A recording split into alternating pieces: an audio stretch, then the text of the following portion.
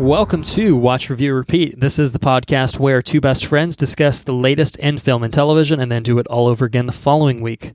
My name is Colton Brown, and joining me is Andrew Meadows. Well, hello, sir. How are you this evening? I am doing pretty well. How about you? I'm doing fairly decent. Fairly decent? That's unacceptable. We're going to have to pick up the mood here, I think. Well, Cashmere Black Magic, the alluring dark red blend from California, might be helping me out. Oh, I like the label on that. Nice and fancy looking a little upper class with your wine selection there. Do I sense the influence of a lady friend in the selection of the wine? There may be the influence of a lady friend, just in the presence of wine.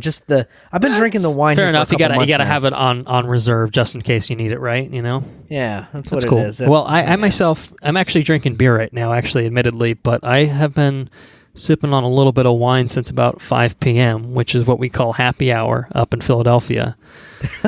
So there's this place on the corner called Fond. It's literally like a 10-second walk. It's so close to my block, and I've never been there, and I've lived here for almost a year now, and I finally decided to go there. It was happy hour. They had a special with it's $10, and you get a glass of rosé wine, and then you get half a dozen oysters. Damn. So I went in on that. For how much? For $10. Okay. Which isn't bad. It's not bad. I'm sure it's not the finest rosé there ever was or anything like that. 6 oysters, though. You can't. But it certainly that. hit the spot. And then I was like, well, why stop there? And I got the house wine, which was also on happy hour. It was a red blend. I forget what the name of it was, but it was pretty solid. And I ordered an appetizer of grilled duck hearts. You ever had fucking duck hearts, dude? No, I would. How'd they prepare them? What do they do? Fry them? It was really interesting. I mean, well, they're grilled, I think, is how they come. But there's some sort of seasoning, and they were served with like a tahini sauce and like cucumbers and stuff. It was really good. Fuck, it was good. That does sound good. Anyway, I came back and like a chicken liver, or is it? Yeah, it's pretty rich. It's pretty rich kind of taste to it. You know, a lot of flavor packed into a little duck heart or whatever. But yeah, they came served on a skewer. Fuck yeah, dude. Probably that two or three hearts kind of sliced in half, put on a skewer. Apologizing up front for any vegans that may be listening. Yeah, sorry guys. Anyway, duck hearts. Fucking duck hearts. Anyway, yeah. So anyway, I've had a few beverages behind me. I've switched over to the beer, and I would say that I am officially ready to talk about Toy Story 4. Don't forget to fucking acknowledge. I'm going to acknowledge this gentleman's shirt. It's a fucking rad shirt. It's really nice shirt. So we've been tinkering with. We've been talking about it, I should say, for like half a year now. We should really figure out this whole video technology and see if there's a way for our listeners to get in on the action. We'd have to spruce up our rooms behind us. We'd have to, I'd have to bust out some more pineapple shirts. I mean, you're looking good. You got to button up. It doesn't look like your usual work attire. It's a Columbia shirt. Yeah, Columbia shirt. It's because it's fucking 110 degrees down here. That's why. Yeah, good old fashion report for you guys. We don't really bust out the fashion report too often, but there you go. So yes, Toy Story 4. Well, what I would also like to acknowledge, what I thought you were going to cut me off with, actually, was the fact that, hey, we just put out 100 fucking episodes, and we put out our 100th episode in celebration of that. Now, granted, this is episode 102, so it's a little bit awkward. I'll have you know that episode 101 was recorded prior to our episode 100, so this is the first opportunity that we've had to acknowledge that episode that we did, which ultimately turned out to be very long, I would say, but a really, really fun time talking about our favorite movies, and hopefully our listeners have had an opportunity to tune in to some extent, because not only was it our 5 favorite films, which we eventually talked about, it was a whole fucking slew of recommendations, a lot of stuff that we put on the record of things that we've really enjoyed from directors, certain genres that we've liked, and I'm really proud of that episode. That was a pretty fucking cool episode to record. That was a fun one to record. I'm glad we got the chance to do that, and I'm glad that we got the chance to do it in kind of a spectacular fashion by, saying, hey, you know what, maybe this is going to be a, close to 3-hour episode or whatever. We didn't intend it to be, but, in proper watch, review, repeat, fashion, it ended up basically being that. That was fun, though. Yeah, it was fun. It was fun. It was a fun episode to talk about all that. So, like I said, hopefully everyone's had a chance to listen to that. If not, I would definitely encourage you to do so. It is obviously a bit of a different change of pace from our usual, hey, you know, this movie came out this week or a couple weeks ago and we're finally playing catch up on it, as kind of is the case here. But, you know, I do think that if you have listened to us for any sort of period of time, it's absolutely worth your while. So I would encourage you to check that out, even if you split it up over a few days if you're not, feeling like you need 3 hours of us talking your ear off. I get that. I understand that sentiment quite a bit myself. So anyway, well, I guess I should probably mention the fact that we're not covering Men in Black International. Yeah, maybe. I'll talk about it later. I'll tell you that much. I will talk about it later. I'm not going to say it was a bad film, but I will say that in terms of scheduling, we've been a little bit behind on everything, and let's just say it wasn't memorable enough, in my opinion, for us to dedicate a full episode to it. Not even to do a double episode on it. I mean, it's fine. It's totally fine. Again, I'll talk about it later, but Andrew has a busy schedule, and I For me, it was easy enough to see it and check it out, but for Andrew, I don't think it was, something he was... It's been really busy, man. It's been a well, that's what I was saying. summer. It's just like, you work all the time, and you got a lady friend and stuff like that. So there's a lot of things I think going on in your life where you're just like, you don't have exactly the spare time for like, let me just check out any and everything that I want, and I'll see how it is. If it sucks, no big deal or anything like that. Like, I feel like you got to allot your time a little bit more carefully. So when something like a Toy Story 4 comes along, it's just like, hey, maybe I'll spend a couple hours on this or whatever. But Men in Black International, lately, we're going to be spending a lot of time watching a lot of good movies. I think there's a lot of stuff coming down the pipeline. So there is some good stuff coming up. That's for sure. Maybe we'll talk about some of it in our news coming up. Yeah, we'll find out. We will find out. We'll see. But yeah. Anyway. So no Men in Black official coverage, but I have seen it. I will talk about it, so stay tuned for when we do our catching up towards the end of the episode. Or use timestamps if you're so inclined. If you're like, Toy Story 4, I don't watch fucking kids' movies. I don't watch animated movies. Why, first of all? But nonetheless, we cater to audiences of any sort. Let's talk briefly about Game of Thrones. It's done. It's done. It's done. That was intended to be a sigh of relief. I don't know if it came out as such. It was sounded more like you were done. defeated. It was a defeated sigh. It wasn't relief. It was just defeat. That's what it was. Actually, exactly. That's right. We are done. Now you might be questioning that because you're like, hey, asshole, we haven't heard it all, and that's true. Our next episode is going to be season 8. We've actually recorded it already, just only a couple days prior to this, but just how we calculated the release schedule, it makes more sense for us to put Toy Story out later in the week, and then to start our next week, if you're listening to this when this comes out, with Game of Thrones Season 8. And that will officially conclude everything. We finally had an opportunity to say our piece on Game of Thrones Season 8, the final season of the series, which obviously concluded over a month ago now. So we're well behind the curve. We get that. The thoughts you hear are probably not going to be all that original if you've read a million articles and such here and there, but we tried to put our honest to God thoughts on the record in terms of how we felt about it. And so hopefully you enjoy that when it does come out very soon. Now, all that aside, it feels like it's been a minute since we've recorded a regular episode, so I feel like I've just front-loaded this episode with 10 minutes of nothing. But anyway, we're going to get back on track with Andrew's fun fact. Fun fact. Because I know he has one to get us all back on track. So, a lot of people probably already know this. I didn't know this. I mean, I heard about it, but I really didn't know the extent of it. All Pixar movies kinda have some connective tissue, like they share a universe. Did you know that? I feel like there's like an Easter egg of sort that runs throughout most, if not all of them. But I don't know if that's what you're referring to. So, Coco, for example. Coco had a bunch of Buzz Lightyear and Woody piñatas hanging up in the little town. In the live town, I should say. Also, the Incredibles were in Coco, but they were in the form of a undead Incredible team-up poster on the wall, which is pretty interesting. Also, I think this one's the coolest because Wally's one of my favorite.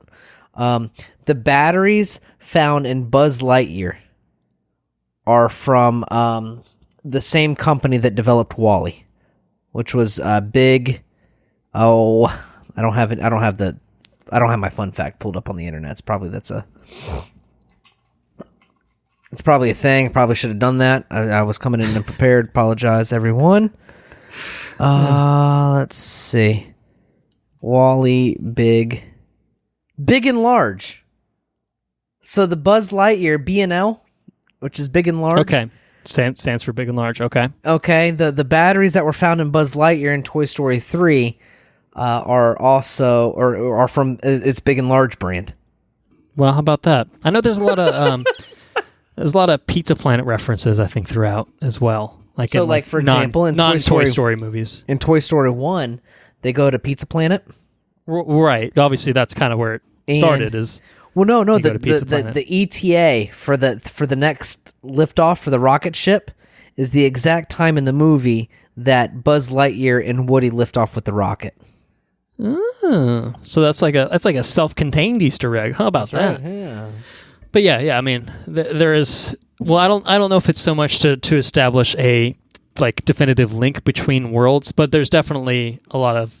Would you call that obvious Easter eggs? Nods to I mean Easter eggs I think is definitely it's not like a contained universe. I wouldn't think it's not like MCU type references or anything like that, but it's absolutely Easter eggs to kind of pay homage to movies of the past, or sometimes I think they've sometimes done it to tease movies that are coming out in the future and stuff like that too. I wish I myself did not do research because I'm not in charge of making fun facts for our podcast.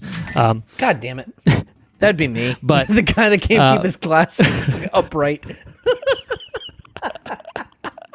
I heard a little bit of noise over there. I wasn't sure what it was. I wasn't ready to question you on it, but yeah, no, I think they have done stuff for movies that are coming out in the next year or two, just very subtle, here's a cave painting or some little thing of a character from that movie, something like that. I'm sure there's a huge fucking article that is every Easter egg in this, or a YouTube video with so many red arrows, all the red arrows you can imagine. Look at this Easter egg. There's one over here too. Also one from the top, from the bottom. Look at that. It's coming from the southwest, baby. Yeah. Well. So anyway, I thought that was kind of fun. Yeah, that was fun. I enjoyed that. Pixar movies, by the way. I know I think I talked about them personally on our episode 100 that we did about our favorite films, but you really can't go wrong with most Pixar films. The Cars franchise aside, I think you could definitely go wrong with the Cars franchise. Was the first Cars bad? I don't remember the first Cars being bad. It's better than the other two. I never Does saw that the answer other your two, question? to be fair. Is that responsive? I just remember Mater, the tow truck. Yeah, it's all, I don't know. And you got Owen Wilson. He's like, oh wow, I'm a car. Oh wow, wow. But other than that, I'm not sure that there's much going for it. So, I mean, sells toys or whatever. So kids like it. Kids probably the like cars it, with the fucking eyeballs. But I feel like Pixar does a good job typically, and this may be true of what we're talking about today. They usually do a good job of balancing, the kids' interests and the parents' interests. They usually cater to both young and adult audiences alike. Maybe they're appealing to different modes. Maybe there's different things that will appeal to different audiences and stuff like that. But they usually cater to a wide audience so that there's not really anyone that feels like they're going to be left in the dust when they're watching a Pixar film. But I feel like Cars is certainly a franchise that tends to stray more towards a younger audience, sometimes to the exclusion of the older audience, perhaps. But that's one man's opinion. He may disagree. Our audience may disagree, but that's fine. That's totally fine. You want to get into some news for the week? Yeah, I got some news for you. All right. Tell me what news you got. Charlie's Angels is going to suck, I think. All right, so somewhat of a background for this potentially. Trailer came out. The official trailer came out. That is correct from Sony Pictures Entertainment. Now, our usual routine. This is really behind the scenes type stuff for our audiences. Typically, I'm the one that assembles the script based on kind of news that I feel is going to interest both of us for one reason or another. Maybe it's going to be a good thing that we're going to enjoy. Maybe it's going to be something that we might have a somewhat more negative or muted reaction to, you might even say. So I put it on there just because it's either big or catches our interest or whatever, something like that. And typically before we record, we all rewatch the trailers to have a fresh take on everything. And I don't remember exactly the language you used, but there was a certain trailer you watched and you said something to me, like just a quick remark to me, like as an aside. Do you remember what you said? Yeah, I think I said something along the lines of, "I wish I didn't watch that. My stomach hurts now." That sounds very accurate. Now, my question is, was that in reference to the Charlie's Angels trailer, or is there something worse in store for us? No, it's in reference to the Charlie's Angels trailer. Yeah. I was actually kind of hoping there was something else that would be even worse than this. I don't know. We'll see. So tell me about it. Tell me why it made you sick to your stomach. It just doesn't look very good. It's directed by Elizabeth Banks. Elizabeth Banks, yep. The Power Ranger Bay. Rita Repulsa. Yeah. Just totally fine, but like it starts the thing out with like, hey, watch the Charlie's Angels trailer. Choo. We got a single. Let me draw a triangle with my fingers. You got a fucking single from Ariana Grande, Miley Cyrus, and someone else that I think I've heard of, but I don't remember who it was off the top of my head. I'm going to look it up real quick. Don't worry about it. You got to go watch an hour and a half movie for the single. Oh, Lana Del Rey. Which is fine. You have badass single. It could be the most badass song on the face of the earth. I'll just listen to it on Spotify. I don't got to watch the movie. You know what I mean? No, you got to watch the movie, dude. Okay, so we do go to watch this trailer, and it just doesn't look very good. I mean, you have Jockey Bay, which is pretty cool. Which would be Jockey Bay? Jockey Bay. She dresses up as a jockey. You know what I'm talking about? The one with the short hairs. Is this? Kristen Stewart? Yeah, Kristen Stewart. Yeah, okay. Kristen Stewart. So Twilight Bay. Also Twilight Bay. Yeah. Okay. Which is totally fine. She's doing whatever she does. You got Jasmine. You got Princess Bay, of course. Princess Bay in there. Naomi Scott. Sure. Which is cool. I mean, it's all sorts of Bay. There's all, and you got newcomer Ella Balinska, who I don't know that I've ever seen her in anything. But she's newcomer Bay. Is this the one with the big the wigs? This is the third angel. The one that we haven't talked about already, so process of elimination. The wig. She's always got the wigs. I feel like she's got wigs. She's constantly taking off a wig. Her hair is total. I saw this. I mean, apparently I saw this trailer once, and it made much less of an impression on me. But yeah, it just didn't look very fucking good, dude. It didn't look good. Yeah, I didn't think this was a good trailer. No, definitely not a good trailer. Like, the movie could be fun. It's not going to be fun. It's not. Look, it's not. Look, I will say this: it's not like the McG fucking Charlie's Angels films are some gold standard. And I don't have enough reference for the original Charlie's Angels television series to tell you like this is definitively # not my Charlie's Angels or any bullshit like that. Do you like the one with Lucy Liu? No, that's what I'm saying. Is like the McG ones are like they're fine, I guess, for what they are, but they're what are good. they? What are they exactly? They're not good. They're just Bay movies. Are they Bay movies? Just Bays kicking ass? Yeah, I guess. I mean, it's got Crispin Glover being all creepy and shit, so it's got that going for it. I will say that about this. So there's no Crispin Glover in this, but they did cast. It appears Jonathan Tucker as the villain. He plays a slimy motherfucker. I'll tell you that. On Justified, he was fantastic, playing like a creepy hitman guy. Jonathan Tucker is the actor's name. He's kind of a character actor. He was in Westworld as like one of the Confederados or something like that for a few episodes as well. And apparently he was in American Gods for exactly one episode, so I'm not sure if you'd recall who he was, but he played that fucking dude. I know that guy. I was going to look up his role. Low-key Ly Smith was yeah. He's like in fucking episode 1. Okay, so I don't know if that was fucking cool. He's a cool dude though. But yeah, I think he could definitely pull off a good villain. I remember him in The Ruins. You remember that movie? Give him anything to work with. I love The Ruins. Is that the one with one of the Icemans?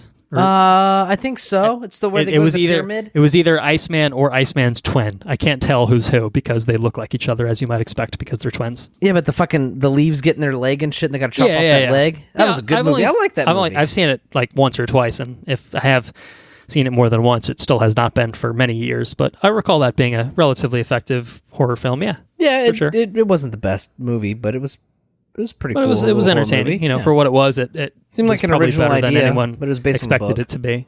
Yeah. Anyways, so yeah, I'm not going to say that I'm looking forward to Charlie's Angels, but I'll give it a go. I mean, I don't know if we'll cover it or anything like that. It probably depends on what comes out around it. But we should cover Justified. Is that what you're saying? How many seasons is Justified? Justified is, I believe, 7 seasons is what it is. Jesus, that's a big investment, dude. Is it so good? we just talked about this with Game of Thrones. Is it good? We'll put it on the back burner. It's great. I think it's legitimately great. It's one of your favorite, right? I would say so. Yeah. Fuck. It's an endeavor, though. We'll tinker with that thought. We won't do it. We're not going to cover probably it. Maybe just not in the imminent future. Let's put it that way. Might be something to cover in the what have you been up to? Well, I watched season 1 Justified. That was really fucking good. Yeah. Maybe watch it at your own pace and not put yourself to a schedule or anything like that. But it's not like we follow a schedule anyway, so who really gives a shit, I suppose. So yeah, Charlie's Angels comes out in November. Ariana Grande, Miley Cyrus, and Lana Del Rey. Yeah, it's going to be shit. It's okay. What a combo, baby. What a combo. Can't beat that. I got more news for you. You just want me to cover my news? Because I'm hyped up about my news. All right. I mean, you're hyped up about shit, man. I ain't going to cut you off. Midway. We got a Midway trailer. We did? And Midway... Tell me about it. Midway looks pretty fucking good. I kind of look excited about Midway. See, I'm shocked because... I knew that you had responded to a certain trailer the way you did because you had told me about it. And you thought that was the one? I thought it was Midway. I mean, I'm not going to say that I thought Charlie's Angels looked good or anything like that, but I thought it would be Midway. You don't think Midway looked particularly good? No, I don't. I don't think it's like I'm going to be sick at how bad this looks, but this looks like Pearl Harbor 2.0. It does look a little bit like Pearl Harbor 2.0. It does. I'm not going to tell you it doesn't. I don't mean that in a good way because Pearl Harbor is crap. But I tell you who I am excited to see. And I saw his face pop up in there. Is that Patrick? It's Patrick Wilson. Patrick, I do really enjoy Patrick Wilson. I'll agree with that. I saw Patrick Wilson. He had his hair like militaried up and those glasses, and he looks fucking on point for a period piece. And I don't know. The cinematography. What about Ed Skrine's American accent? Is that selling you? He pulls me out. I'll be honest with you. He pulls me. I just see his him, face. It's just his face, isn't it? I see him throwing daggers at a horse. Which is, I mean, it's a cool thing to be remembered for, I guess. But I can't see him.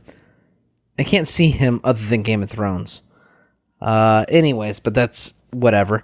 The cinematography there in the beginning of the trailer I thought was pretty cool. I think it seemed like it was shot pretty good. Seems like it's going to be a lot of explosions and blue screen and stuff, and I don't know how I feel about all that. Well, I think that's my thing is like, on the cusp of Dunkirk coming out, 2 years ago, I can't get over how fucking bad this looks, like technically bad this looks. Right, compared to Dunkirk. Dunkirk was a technical Dunkirk was like a goddamn masterclass in terms of like technical filmmaking. Yeah. Like, say what you want about narrative, grievances, etc., and stuff like that, and the fact that you couldn't hear a goddamn word of dialogue because of how it was mixed. Say all you want about that. If you're in the middle of a fucking war zone, no, I get that. It was a deliberate choice. I'm not disputing that. I'm just saying, like, say what you will. You can levy all your complaints you want about Dunkirk, but the one complaint I don't think you could convincingly levy was that it wasn't an astoundingly beautiful movie. And this one, to me, it like on the cusp of that. This to me feels like something that was made 10 years ago, and it looks like something that was made 10 years ago, and just the. Like, there are some interesting shots of, I think, cinematography in here, but like the sequences Like, there's a few sequences in here that look like fucking Sky Captain to me, and I'm like, that's not a comparison you want to be making. I don't think. No, definitely just not. In terms of the green screen / blue screen usage, stuff like that. Like I mean, it's early. It comes out in November as well, so maybe it's competing. Maybe it's competing for theaters with none other than Charlie's Angels. Sounds like it's going to be a good November in my estimation, but I am not sold on this. I'm also not sold on Roland Emmerich doing this because dude hasn't made a good movie in probably a decade plus. It's probably not going to be very good, to be fair. But I'll probably see it. Listen, I just saw Patrick Wilson as a done-up military man, and I was like, you know what? It looks pretty good. I like Patrick Wilson. Well, it's also got Nick Jonas in it. Let's not forget about that. And it's got Mandy Moore. Mandy Moore is on that show. Maybe there's going to be a brand new single from Nick Jonas and Mandy Moore. I don't want it. I don't want it. Would you say that Mandy Moore is not your queen then? No, Mandy Moore could be my queen. I just don't want her with Nick Jonas. Because listen, I watched A Walk to Remember. Hey, have you ever seen A Walk to Remember? You know who Nick Jonas is married to, right? My queen. Well, she's my depends queen. on who your queen is. A certain queen, and I'll say that a certain queen by the name of Sophie Turner. Turner. Mandy Moore is pretty fucking good. I don't know what your experiences are with Mandy Moore. Okay, but yeah, I don't have any issues with Mandy Moore. Mandy Moore plays in a show called This Is Us. And it's okay. It's fucking incredible. It's really good. You've talked about it once or twice. Don't you remember? Don't you remember talking about it once or twice on this podcast? Throw it a bone when I can throw it a bone, and apparently she's in Midway, and I'll throw it a bone. The bone has been thrown. I should say. Bone received. Bone received. Singer bag. Roland Emmerich. I was going to look it up and just see what the last fucking good movie this asshole's done. Independence Day Resurgence. No. Stonewall. No. A White House Down. No. He wrote Godzilla 2000. How about that? No, he also directed that, which was also a big piece of shit. By the way. Let's see. Is there a good? He wrote the fucking original Stargate, dude. Okay, you want to guess what year that was? 94. That would be the one. He also directed that. Listen, in a lot of Independence Day 96. That was a good movie. I'll throw him The Patriot in 2000, despite its woeful historical inaccuracies and Mel Gibson's tirades that have occurred since. I really like The Patriot. I think The Patriot's a legitimately pretty solid film. I don't know about historical value or whatnot. Right. I think you put all that to the side and say, hey, this isn't accurate or whatever. If you just view it as just a movie, I think it's a pretty solid movie. So I'll give him The Patriot, 2000. So I'll give him 19 years where he has not produced anything that is worth your while.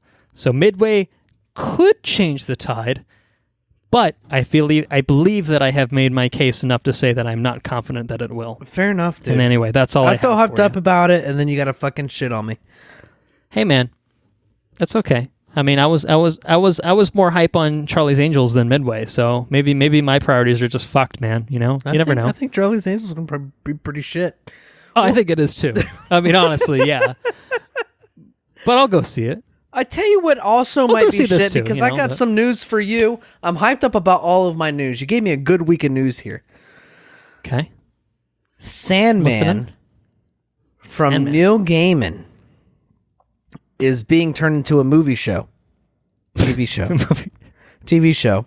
I mean, these days shows are like mini movies in a way, right? It's true. And apparently this one's going to have some sort of ridiculous budget.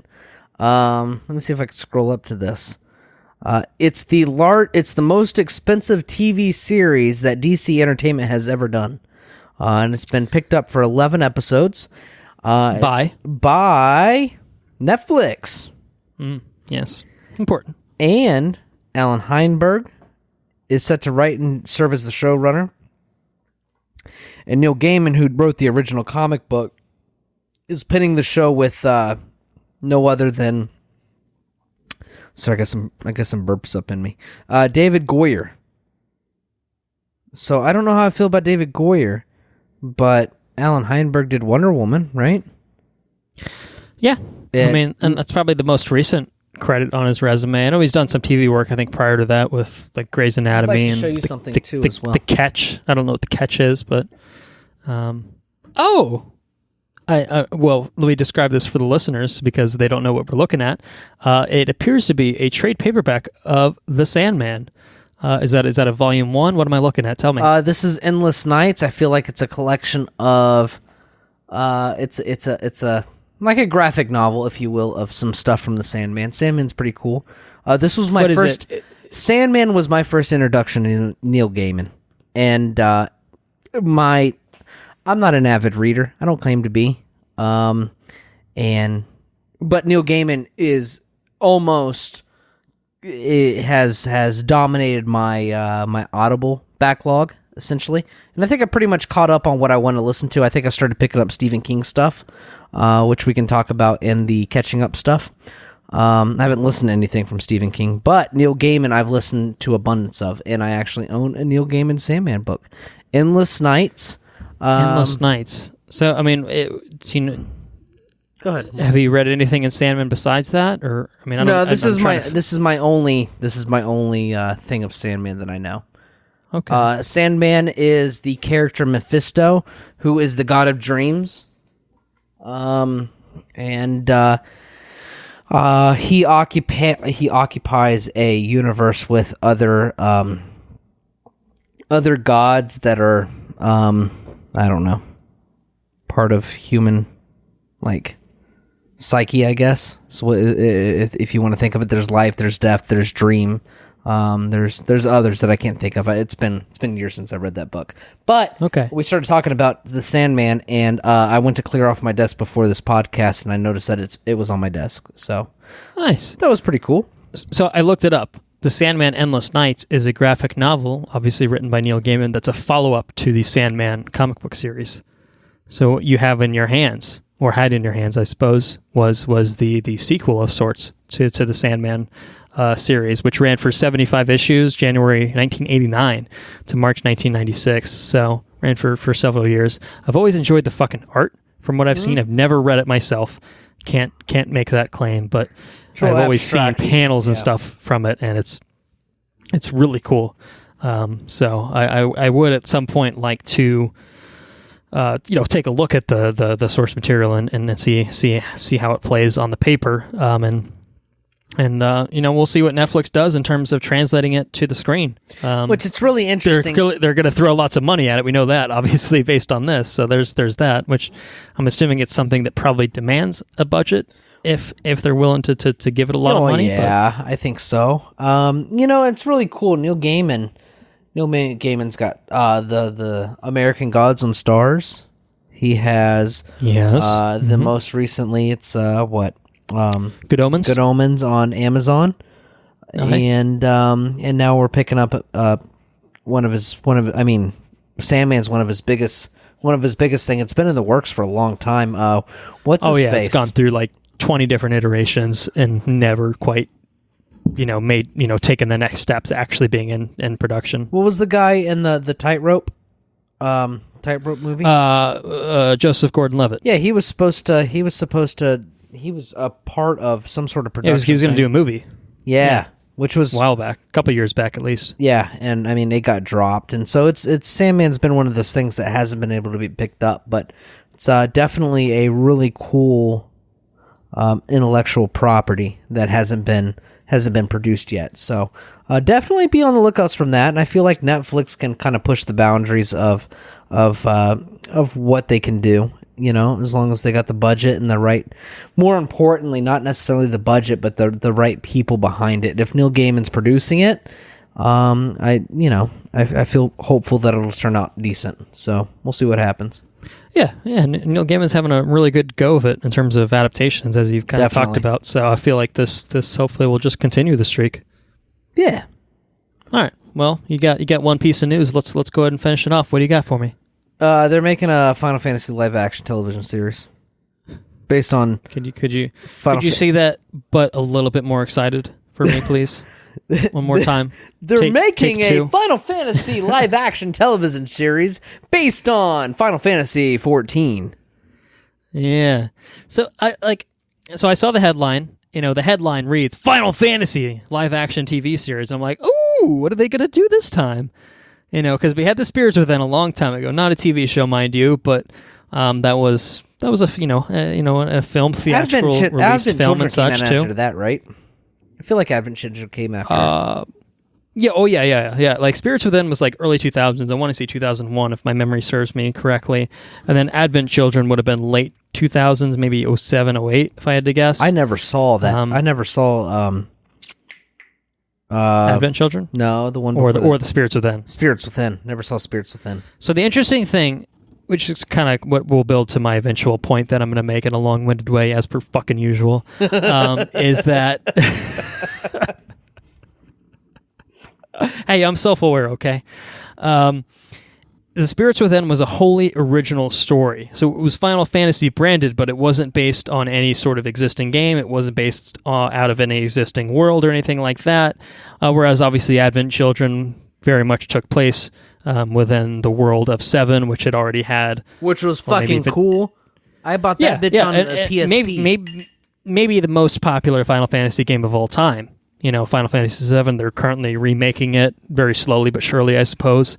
And I've watched that on my PSP. Very beloved. Can you remember? Yeah. Can you remember that? I went and bought that fucking little. You talking about the movie? Yeah. The little UMD. You got to get the UMD of Advent Children. Yeah. Very nice. I have the Blu-ray of Advent Children. I'll have you know. Yeah. I haven't watched it since they put it out on Blu-ray. I did pop it in my PSP and watch it. Well, I remember I think it came with the PSP that I bought, but it came with the Spider-Man 2 UMD, the Sam Raimi Spider-Man 2. Yeah. Which took the font of that whole Blu-ray. That font it conquered Blu-ray for the first while. You remember that? That's well, they had the PlayStation 3 font. Is that what you're talking about? Yeah, the literal Spider-Man font. Yeah. They're like, Sony loves this shit so much they're gonna brand their fucking goddamn PlayStation with it. Yeah. For 2 years until they rebranded everything. What a but day! It's fine. What a day! Fuck. Yeah. We lived in that day. We're old. Yeah, fucks. we did. We sure did. Anyways. When I saw the headline, I was curious to know, is this going to be an original thing that's just going to be branded Final Fantasy a la The Spirits Within, or is this going to be something that's going to be set within a universe a la Advent Children? And my thought was, before I read the article, if it's the latter, I really hope it's something that I've played and that I would be something interested in, something that would be interesting to me. And then I saw Final Fantasy 14, and I'm like... Fuck it. Fuck. Because 14 is one of is their second attempt at an MMO, massively multiplayer online game, and it's not to say that it's a bad game. I think when it launched, it was reviled, and then they relaunched it a year later and had fixed everything, and people were like, "Oh wow, it's good now." And I think it is good now. It's just I don't really play MMOs personally, and I don't care about this world of Final Fantasy. And that's the cool thing about Final Fantasy is each entry usually sets up a totally different world that it's lived in, new characters and stuff like that. And it's not to say this is going to be bad. It's not to say that I wouldn't watch this or anything like that. It's just kind of say if this was set even in a 15 universe, which is the most recent one I've played, or in one of your more classics, 10? Your 6s, your 10s, 10? your 10 would be cool, and 8 would be cool. There's a lot of worlds they could go to that would be oh, that's going to fucking blow people's minds and stuff like that. I'm I'm not sure that 14 is it, Yeah. I'm not sure who this is gonna totally hype. It's gonna totally hype the people outside of the fact that it's MMOs. just gonna have a Final Fantasy name attached to it. I'm not sure that it's gonna have a whole lot of pull to it that it could if it was the something attached to that. only thing that's got me hyped is it's from a studio that's producing one of my favorite sci-fi television shows to date, which is The Expanse, and I don't know anything about The Witcher, but they're producing The Witcher 2, which is pretty cool. So, I mean, maybe it's from we'll see what happens. Is what I say. I don't know. Well, let me tell you this. I'll see if I'll sell you and I'll sell our audience at the same time. So from looking at the Hollywood Reporter article, it says the new show will incorporate characters and elements from across the entire franchise. And though details about the series remain under lock and key, parentheses, Blade. Oh my. Are we getting into Kingdom Hearts here? What's going on? It will explore, quote unquote, the struggle between magic and technology in a quest to bring peace to a land in conflict. Generic as all hell, but it says that Final Fantasy hallmarks such as magic, airships, and, of course, chocobos. Chocobos will all be included in the upcoming series. I think you said chibokos, but I like that pronunciation as well. It's a little. It's the dyslexic pronunciation of it, but I respect it nonetheless. So it sounds like even though it may be set within, your Final Fantasy 14 world, it may incorporate the familiar elements so as to not, exclude people that are like, I'm never going to play Final Fantasy 14 in my life. I don't care about this. Why should I care? It sounds like maybe they're making an effort to give you a reason to want to watch it, which I think is probably the strong approach. So that's what I have. But apparently Final Fantasy The Spirits Within, which I haven't seen in a while, starred Alec Baldwin, Steve Buscemi, and Ming-Na Wen, who you may know as Agent May from Agents of S.H.I.E.L.D. So how about that? How about that? Yeah. Any final thoughts on Final Fantasy TV? No, TV well, happening? whatever. That's what I say. Cool. Whatever. We'll see what happens. All right. Well, let me talk about some news that I have on my front. I know you got your excitement out, but you could still be excited about some stuff that I want to talk about. Yeah. I have some things to talk about. I'm going to talk about the Keanu-sans to begin with. Do you know what the Keanu-sans is? The Keanu-sans? Do you know about that? No. Do you know what the Keanu-sans is? What is the Keanu-sans? The Keanu-sans is the upsurge and Keanu Reeves fucking owning the world is what it is. He does own the fucking world. The dude's on fire. Dude is crushing it this summer. So obviously we had John Wick. We obviously had John Wick. And maybe, just maybe, he has a certain role in a certain movie we're talking about today. Just maybe. Yeah. But recently he's been featured in Cyberpunk 2077, the upcoming game from CD Projekt Red, the team that worked on the Witcher trilogy, and people were fucking losing their minds over this. Kevin Feige has been on the record recently talking about how they've had conversations with none other than Mr. Keanu Reeves about how do we get this guy into the Marvel Universe. Namor. I'm just putting it out there. Namor is how you do it. Oh, dude, Namor would be fucking cool. That would be fucking cool. Keanu Reeves is Namor. I think that would be cool. I think it would be cool. Or the Atom. He'd be cool as the Atom too. Isn't that DC? No, not the Atom. Who am I thinking of? Atom. I'm thinking of Atom. Not the. Oh, Adam, like Adam Warlock? Yeah. Oh, that would be cool. That would be cool. I like that. I like that a lot. He's like an enigmatic spaceman. What does it mean? But in the near future, he's going to be playing none other than, you ready for this? Do it. Theodore Logan III, a.k.a. Ted, as part of Bill and Ted. Because Bill and Ted Face the Music, the third entry in the Bill and Ted franchise, is officially filming, my friend. My dude, it's officially filming, and it is probably going to be excellent. If I had to venture a guess, excellent. But I'm going to bring it up. I'm bringing it up for you because we got some casting news on it. Obviously, aside from the addition, or the inclusion, the obvious inclusion of one Keanu Reeves and another Alex Winter, joining into Bill and Ted, we have word that Anthony Carrigan, who you may recognize as NoHo Hank from Barry, from HBO's Barry, is fucking coming in and playing the villain in this shit. That's gonna be good. This sounds awesome. They've cast Samara Weaving, who was, I think, the babysitter and the babysitter, the Netflix one from a couple years back, as the daughter of Bill. And I think they cast someone else as Ted's daughter, and they've cast a few other people in there as well. William Sadler is coming back as Death. Anyway, my long rambling point being that fucking hell, dude, Bill and Ted 3 is happening. That sounds badass. I'm really excited to see what they do with this, because as much as the Keanu Sans has taken over the world, we've been on Bill and Ted for a long time, and I feel like Bill and Ted predates us, I think, a little bit. Yeah, it does. But does. 1989, Excellent Adventure. We totally embraced that shit. I mean, we did that shit every year. We're at Universal Studios. Yeah, the Halloween Horror Nights. They always had the yearly refresh of the of the Bill and Ted show, which was just chock full of pop culture references and such. It's pretty great.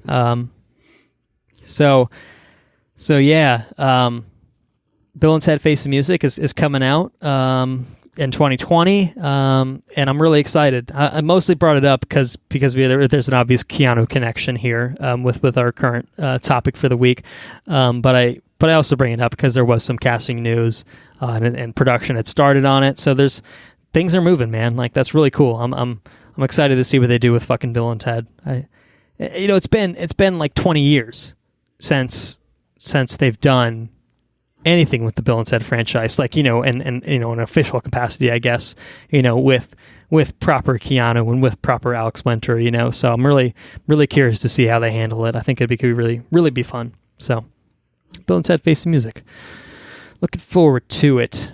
What I'm also looking forward to is the Wheel of Time adaptation coming from fucking Amazon Studios. Is that big ass book I own? That hardcover book that's got the naked man running on the roof that Ben used to talk about? Know what I'm talking about?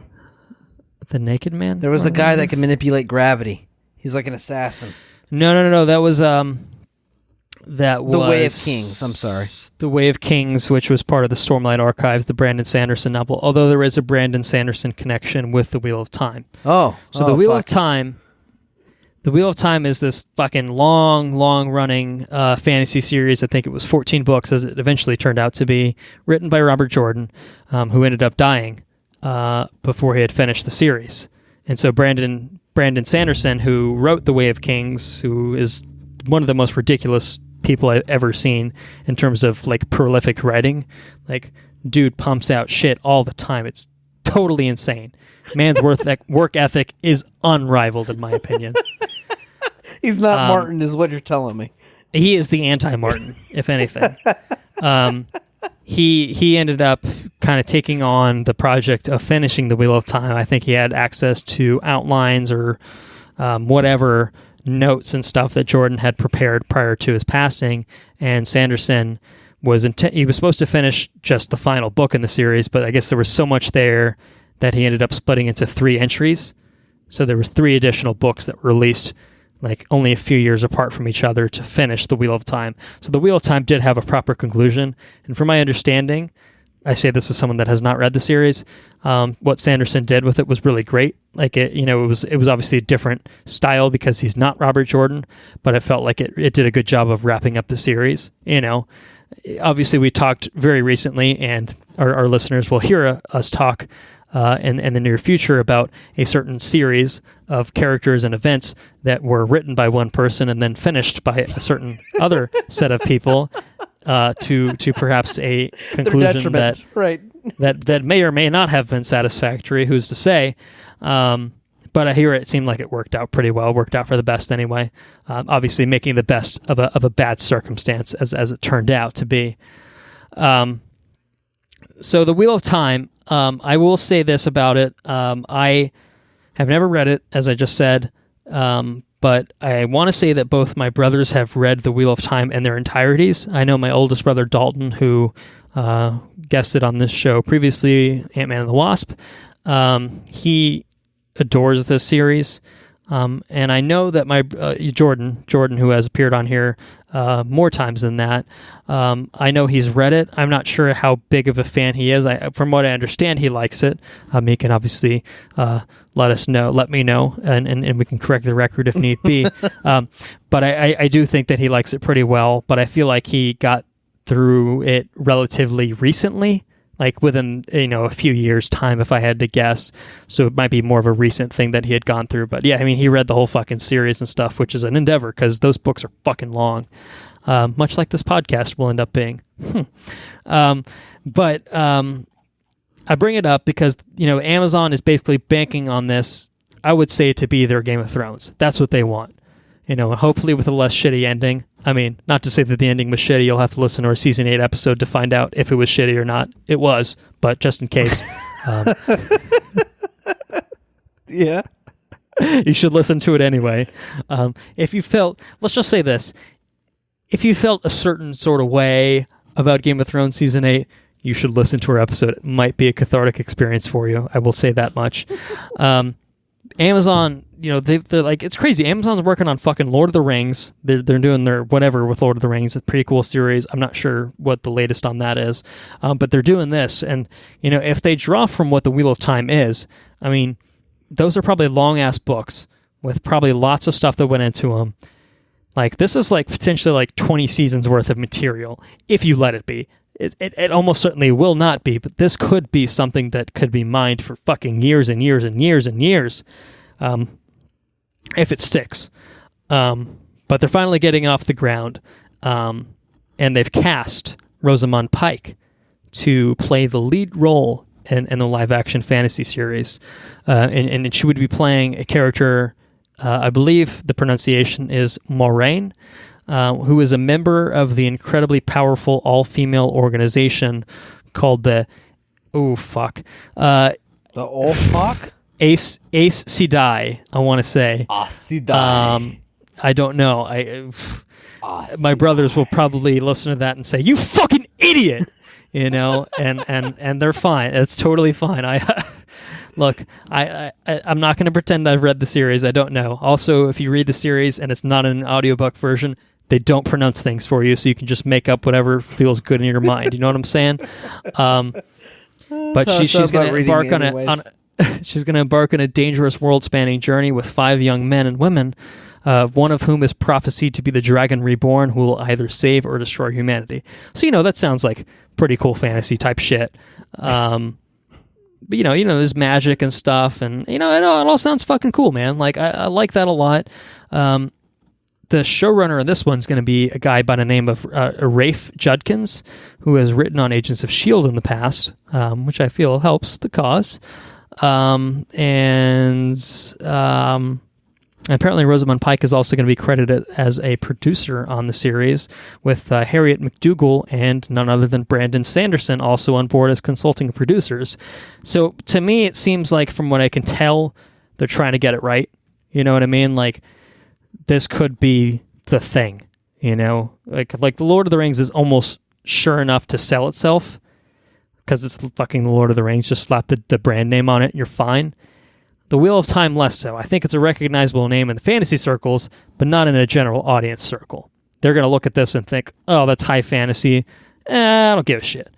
But I think if you made this show in the right way, you could absolutely fucking sell anyone on this show. Let me ask and I think that's what they have to try to do. How many high fantasies are there? A lot. Okay, well, let's name some shows. You got Game of TV shows? Yeah, I think you meant books. I was just like, all of them. Yeah, no, not books. I mean shows. Shows and movies. You got Lord of the Rings.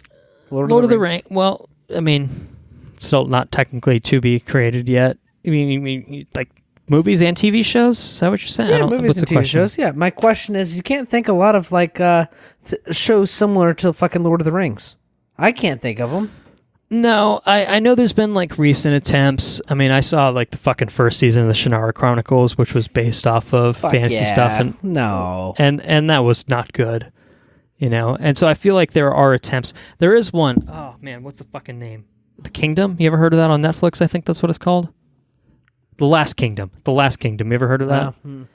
I've been told. I haven't seen it, but I've been told if you were left a little butthurt by a certain finality of a certain fantasy show that wrapped up relatively recently. Look up The Kingdom? That we may or may not be talking about on the next episode, to look up The Last Kingdom on Netflix. It might scratch that itch that you've been looking for. That's high. So I have heard that praise. one's pretty That's good. pretty good.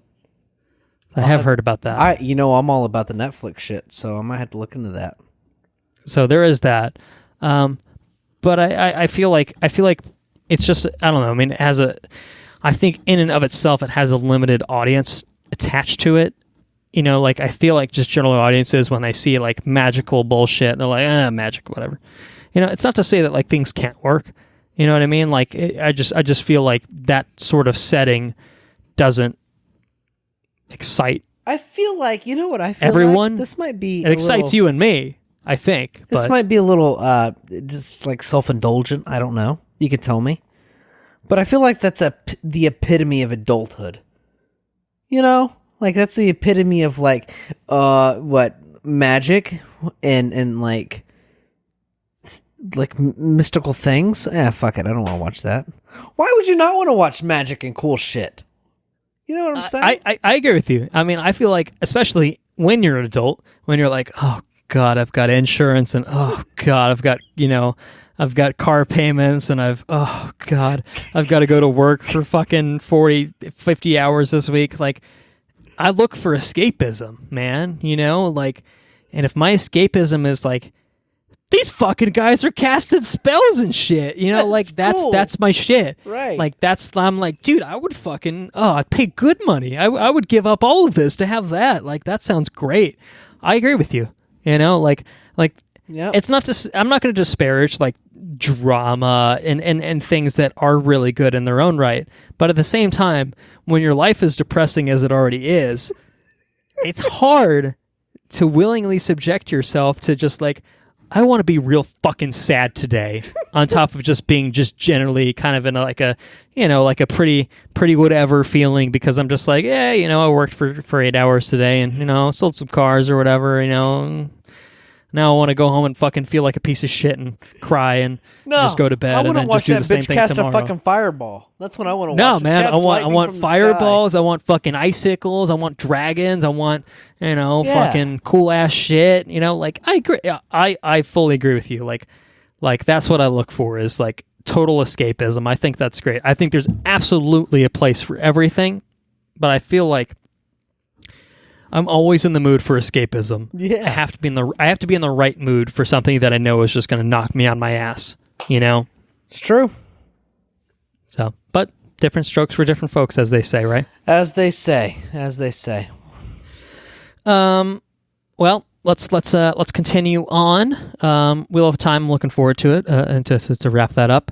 Looking forward as well to a certain direct to Blu-ray film, as it turns out, by the name of Teen Titans Go versus Teen Titans. We IGN put out an exclusive official trailer for this, so of course credit is due, I suppose.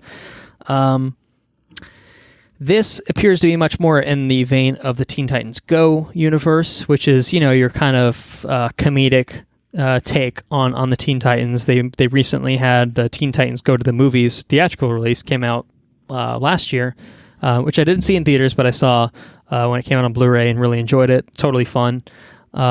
But this is them coming up against the original animated Teen Titans from the 2000s, and potentially having to put their differences aside to face a bigger threat, as is typically what happens in anything called Versus. Happened in Batman v Superman, and probably happened in Godzilla vs. Kong, if I had to guess. Martha, yeah. What'd you say the name? Now the thing is, it's funny you say that. I have to imagine, based on when this movie was almost certainly made, I would be shocked if there's not a Martha parody moment in this. And I think that would totally own it. That would totally own it. So Teen Titans, the original animated series, was hugely popular. I know when Teen Titans Go came along, people were fucking pissed because it wasn't this serious take on the Teen Titans. And so there's been a lot of backlash against Go basically since its inception. I've watched a handful of Teen Titans Go. I think it's pretty funny. I don't think it's like amazing or anything like that, but it's totally fun. But maybe it's just because I don't have any sort of reverence for the original that I just don't care. But I'm looking at this trailer and I'm thinking, this looks like fun to me. Like, I wouldn't go see this in the theater if it was released, probably, or whatever, or at least wouldn't rush out to see it. But I'll totally check this out when it comes out. Like, it looks like fun. It looks like a goofy little waste of an hour and a half of your life. Like, escapism. Like, this is another form of escapism. You know, it's goofy, dumb things happening, and, you know, fun, hopefully funny things happening as well. I don't know. I mean, as someone that's, as far as I'm aware, not familiar with Teen Titans Go. Maybe you watched the original Teen Titans back in the day. I'm not sure. I used to watch the original Teen Titans. You know, if it was on TV, I'd watch it. But probably what I wouldn't say that you're a purist or anything. You know, no, definitely not. What's your take on this? What do you think of the trailer? The one thing that I walk away from is, does Raven have the power to turn into giant, like, fucking dragon thing or whatever she was? Well, I assume so, because it's almost certainly her towards the end, right? Right. When she's fighting against the demon thing. Trigon, yeah, which I think is her daddy. Is that her dad? I think so. Fuck, that seems kind of cool. Yeah. Seems kind of cool. I don't know about the comedic realm of it all, but I mean, that seems kind of cool just as a, as a thing. That seems kind of cool. It also seems like, why the fuck do the Titans have any sort of real problems if she can turn into this giant thing? You know what I mean? Maybe she needs the power of love on her side, It's the power of love. Yeah, well, she needs a little. She's a little Huey Lewis in the News action on her side. Is what's going on. Maybe, I don't know. I digress. Yeah. So yeah, it looks fun. At least that's one man's opinion, is that it looks fun. But it's a direct to Blu-ray kind of thing. Like what do you want? What do you want? I don't know. I'll tell you what I want. I'll tell you what I want. What I really, really want. Spice Girls is a Spice World sequel. No, I don't want that. That bitch wasn't in the fucking news, was it? No. Okay. I was just trying to make good use of the transition. Oh, okay. I haven't seen Spice World I don't think I've ever seen Spice World. I've seen it once probably in my life, and that was probably relatively close to when it came out. I mean, I'm not going to say that I'm going to go out of my way to revisit it, but it's totally a hotel room kind of thing. Like, hey, this is on the hotel room TV. So I'll leave it on. Tell me just for the entertainment value. Really want. But anyway, what I was actually trying to transition to was Ghostbusters 2020. Ooh. Apparently, it's called Ghostbusters 2020. The Ghostbusters 3, the direct sequel to 1 and 2, that is. Starring. We've talked about it at least a couple times. All right. Yes, starring. I'm going to get to that. I'm pumped up about it. I'm trying to give it a little bit of an upsell. Well, maybe I don't need to upsell you then. Because I know you're not, you don't have the nostalgia attached to the Ghostbusters that I do. We've talked about this already. So I was going to try to sell you on the fact that, hey, maybe you don't need the nostalgia because Paul fucking Rudd is joining Ghostbusters 2020. Hell yeah. That's pretty great. Is that not enough for you? What more could you ask for? No, it's pretty great. It's going to make me... Paul Rudd being attached to the project's going to make me want to watch Ghostbusters 1 and 2 and watch Ghostbusters... I'm of the opinion you should watch them anyway.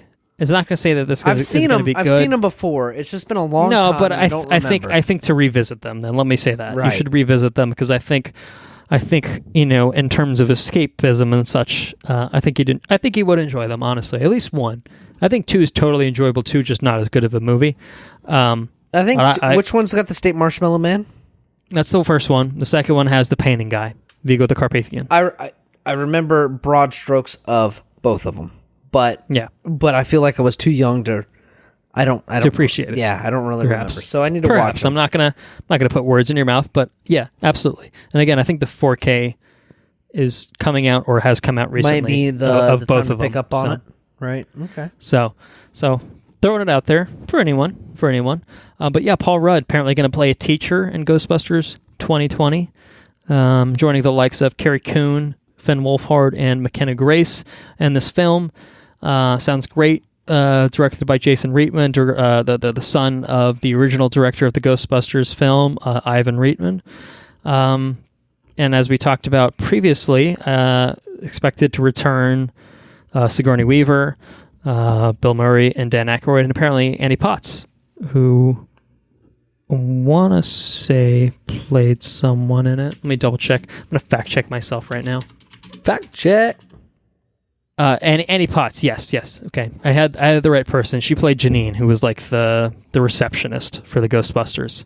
And she also had a certain role in a certain film we're talking about today. So what do you know? What are you going to do there? We'll talk about it. But that's it. Actually, that's all the news I have. So we can talk about it if you're ready to talk about it. Yeah, let's get into it.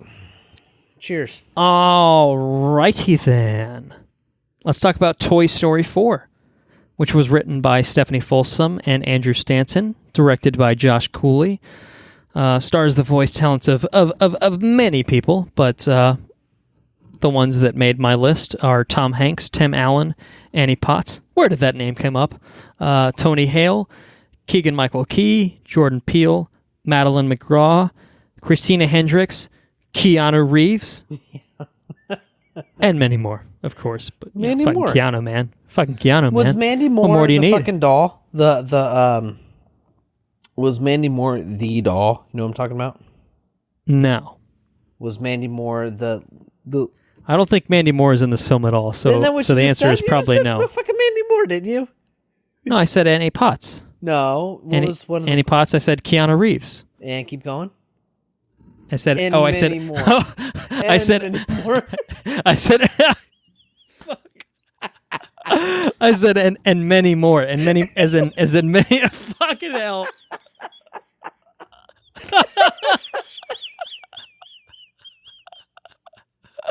I see what happened here.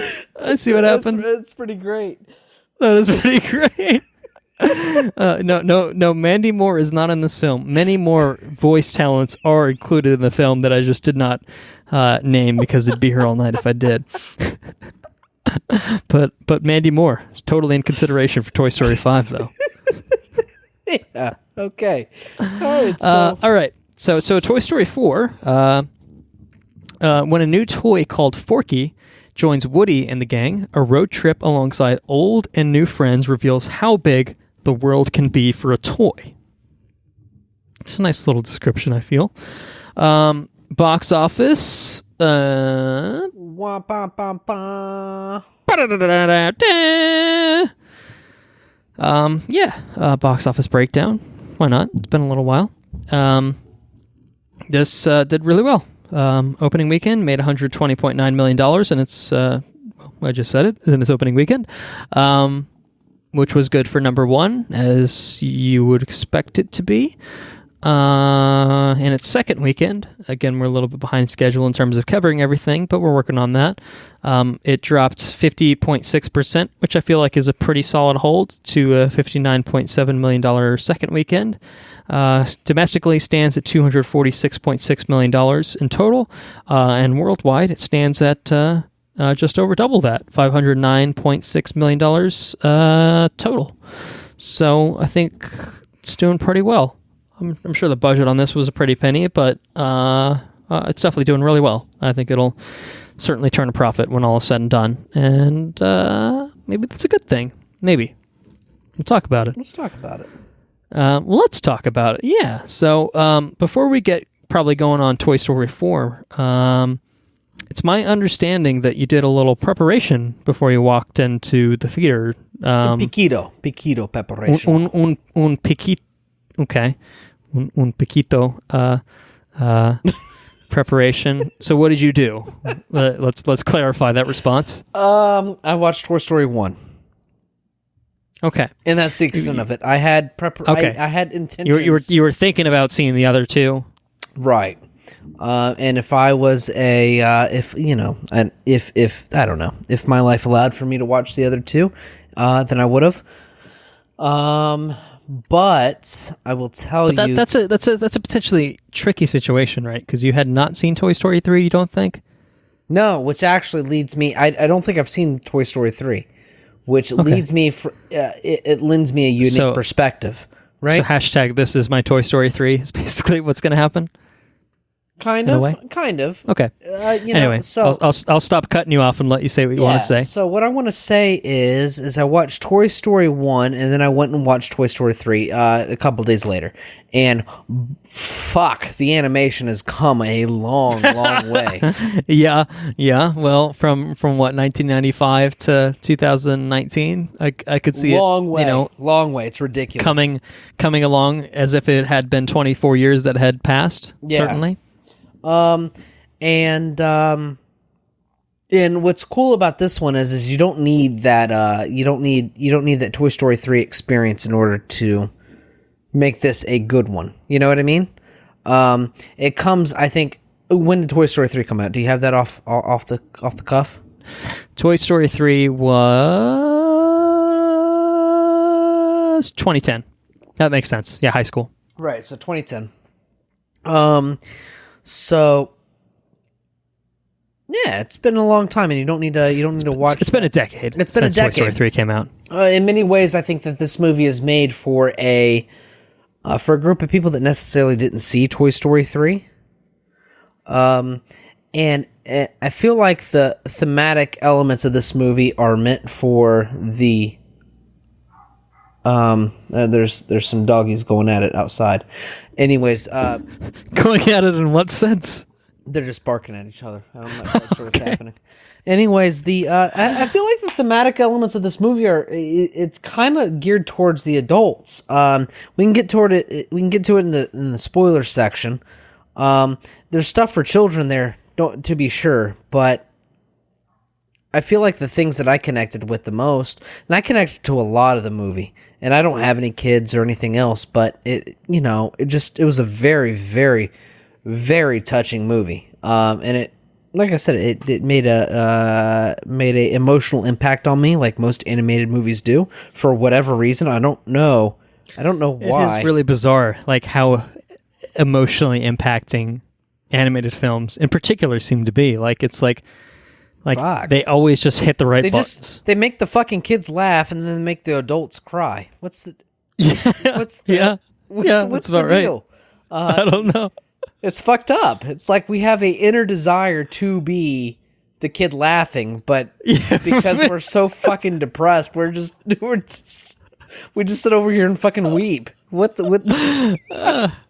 I don't know what the deal is, but in this particular movie, I can kind of identify why it would be a touching thing. I feel like it's more apparent just because of the story beats and stuff. And we can get into, like I said, we can get into it in spoilers. But the animation was beautiful. The voice acting was great. The humor was awesome. I guess it's cinematography, but it's kind of just the I don't know what you would call that, but the 3D animation around the area that they're surveying and stuff was really cool. Well, I mean, it's obviously different in the sense that it's not in terms of cinematography. They can decide how they want to do it and render it as such. So it's a little bit different as opposed to. They can put the camera where they want it. How to do it with lighting, but it's all. I think it still requires just as much thought. It's just that it's probably a little easier to do it in the sense of, hey, let's just fucking program it to do it this way. Still a lot of obviously technical work on the back end of that, but it's still a totally different beast. The animation is outstanding. Proper cinematography with lighting and stuff. Yeah. Yeah. And I mean, it's Pixar. Pixar's fucking on top of their quality. Game. Yeah, quality. Yeah. So I mean, that's it's a visual feast for sure. But it's a lot more than that. I think the story really goes a long way, and they do a really good job of conveying what it is they set out to, the story that they want to tell, which is fucking good. So I highly, I mean, I don't want to get into recommendations, but it's a fantastic movie. It's very good. I mean, it's probably not a secret based on your impressions so far, but yeah, really I understand. I want to give me an opportunity to say my piece. It's probably something about that. Great. This is a fucking great movie. The interesting thing for me, probably walking into the movie as someone that has seen Toy Story 3, is that I felt Toy Story 3 wrapped everything up, and it was kind of why does this movie exist? Does this movie have a reason to exist? Is this a necessary movie? And then I watched the movie. Well, let's just say before I even watched the movie, none of the trailers convinced me. Personally, of just this movie has no reason to exist. It's not to say that it looked bad. It's not to say that I thought it was going to be bad. It was just kind of hey, what's the catch here? What's the thing? What's the deal here? What is this doing that Toy Story 3 didn't already accomplish? And I will say this, and I'll save my actual kind of more expansive thoughts for spoilers, is that hey, there actually really was a reason for it. And it was something that I would say Toy Story 3 didn't cover. Although I would say Toy Story 3 does cover a certain thing that this movie didn't cover. And so I would say that it's still probably eventually essential viewing if you care about Toy Story to watch at some point in the future. I mean, even for you, even if you are working your way in kind of a non-linear way, you should, if you have time, I would say at least check Toy Story 3 out. I mean, I'm sure you've seen Toy Story 2 many times, even if it hasn't been a while. But I think it would be worth your while to watch Toy Story 3 for other reasons, which I'll delve into in a little while. What I thought about this movie was what it did for the characters that it focused on. It took them to new heights in some ways, and absolutely kind of what you had already said about, hitting you in the way that it's emotionally impacting for what it is. It's just fucking ridiculous. And I think by virtue of doing what it does with certain characters, totally owns it. I thought it was great. I thought that, Tom Hanks, Tim Allen, of course, were great. Your usual Toy Story veterans coming back were all great. But I thought the new blood particularly was fucking awesome in this. So Tony Hale plays Forky. Forky is a super fun character and kind of, a big character that kind of pushes the plot through this film. And Tony Hale is fucking perfect casting. So Tony Hale, for anyone that is not familiar with the name, and for my money, I see him as Buster Bluth from Arrested Development. Oh, shit. Okay. I didn't know that. Okay, fair enough. Yeah, that's cool. And I think that's great. He is also in Veep, with Julia Louis-Dreyfus, which I have not seen, but I've heard is fantastic. And I know he's been a starring cast member in that for all of its seasons. And I'm sure he's great in that because he's great in everything. But it's perfect casting for that character that he plays in here. You've got Key and Peele coming in, having a grand old time, kind of having that Key and Peele dynamic, which we haven't seen since their show ended. Jordan Peele's off making fucking, badass horror movies and shit, and Keegan-Michael Key is starring in The Predator and shit. So what are you gonna do? But to see them together in kind of this animated form is really fun, and I gotta shout out my man Keanu, man. fucking Duke Kaboom. Duke Kaboom was so awesome, dude. I loved Duke Kaboom. Duke Kaboom was definitely the best. He took that fucking shit. Loved Duke Kaboom. He was so much fun. Yeah. Oh man, that was great. And why this movie works? This movie has so much heart to it, man. It comes from a real labor of love. I can tell. I think I saw something that Andrew Stanton had started writing this movie even before Toy Story 3 was a thing. And by the way, props to Andrew Stanton for not letting John Carter kill his career. As a side note, I don't know anything which about I think that. is What happened? John Carter, the live action one with Taylor Kitsch. Oh yeah. Okay. Totally massive bomb.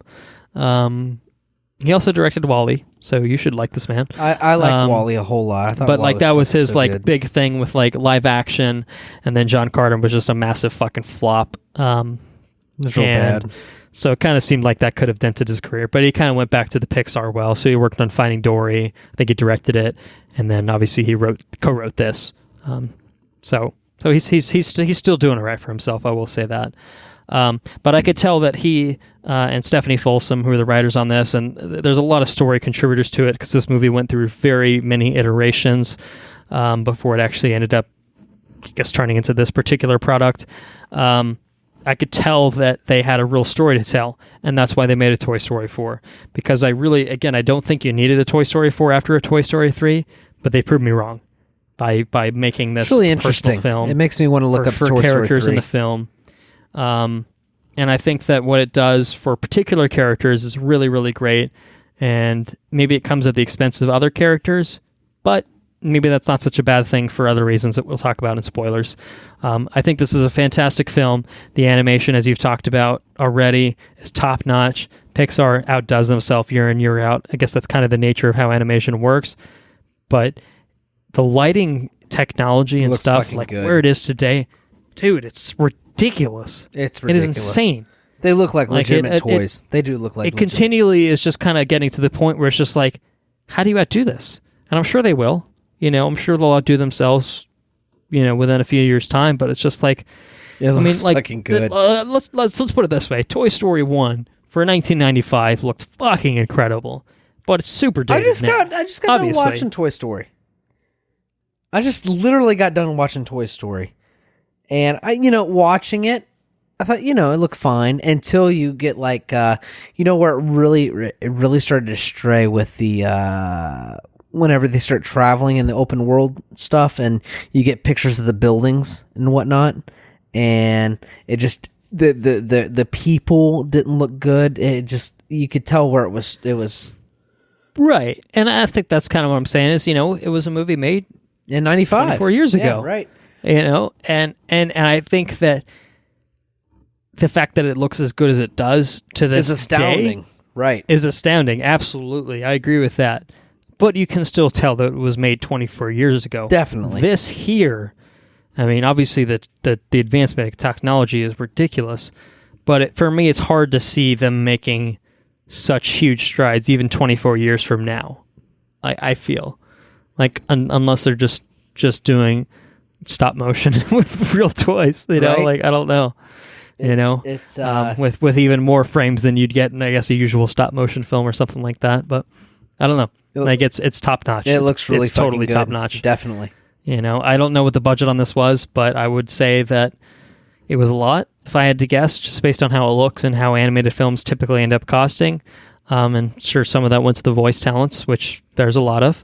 But it's all great, man. Like, and the story is so pure, so good. It hits hard. The characters, the new characters are great. Obviously, as I said, the characters that it chooses to focus on all get a lot of great play, and it's just a super satisfying film to watch. So, in spite of my reservations about it, walking in, I found myself extremely pleased walking out of Toy Story 4. Recommendations? Theaters. It's easily a theater recommendation for me. Easily, yes. Yeah. I saw it in Dolby. I don't think it's playing in Dolby anymore. That's very nice. I bet that was a very good viewing experience. It was a very good experience. Yeah, I know it had IMAX showings as well, but the Dolby worked out timing-wise to see it that way. And that was really great. Really enjoyed it. I saw it at the Cobb. Oh, haven't been to the Cobb in a minute. Probably since Wind River, if I had to guess. Now, granted, I don't live down that way, so that probably has something to do with it. But yeah, I saw it at the Cobb, and they have a nice theater. I had to pay for a movie ticket, which kind of sucks, but it was convenient. It was much more convenient to go to. I mean, it's movie coast. Well, if you're going to pay for a movie ticket, Toy Story 4 ain't a bad one to take a flyer on. No qualms in paying for the movie ticket. Right. Completely agree. It's a movie theater experience. I think there's something there for the whole family. It's really awesome. For sure. I tell you what's really good is when you go watch an animated movie like this, and you have the parents watching it, you know full well that the parents of a, 5-year-old child, maybe 6-year-old child, probably grew up with the original, Toy Story stuff. Yeah, it was 20 plus years ago. You can hear the parents laugh about stuff that happens in this movie, and then you can hear the kids laugh in a separate joke. And it's a really unique experience. And I don't think there's a whole lot of experience like that. No, that's a really good point. I mean, can you think about anything like that? I mean, I guess you have your Star Wars and stuff that has, continued for generations and stuff. So I guess there are franchises that have continued, but I don't know, the very specific time frame on this, you could have absolutely been 5 when you saw the first Toy Story and have a 5-year-old right now, right? What you're saying for Toy Story 4, and the timeline would totally add up. Yeah. No foul play involved. Just having a normal life, and that's just how it panned out. Yeah, it's amazing. And I feel like we're in a unique age group where that stuff's going to start to overlap, and we're in a unique age group where where movies are going to be remade and stuff. I think we just talked about this with a certain movie. I can't remember what it was, but Toy Story in particular. I grew up with Toy Story, the original Toy Story, and the second Toy Story. And I never saw the third one, but that's part, Well, even that one was a decade plus after 2. Exactly. As 1 and 2 are in relatively quick succession. Yeah. And then there was a big gap before 3 came out. But I definitely had a strong nostalgia for the first one. And that's really cool, and we'll get into it in spoilers, but it was definitely a unique experience because I pulled something away from it. And there were plenty of kids in my theater viewing that pulled completely different things out. And I was able to pull it out as well, and it was funny, and it was cool to hear the kids laugh about the things that they were laughing about. But it was definitely a cool experience in and of itself. You know what I mean? I know what you mean. I do know what you mean. I mean, hearing you talk about this, there's 4 films in the Toy Story franchise, obviously. Has there been a franchise that, through 4 films has been this fucking good?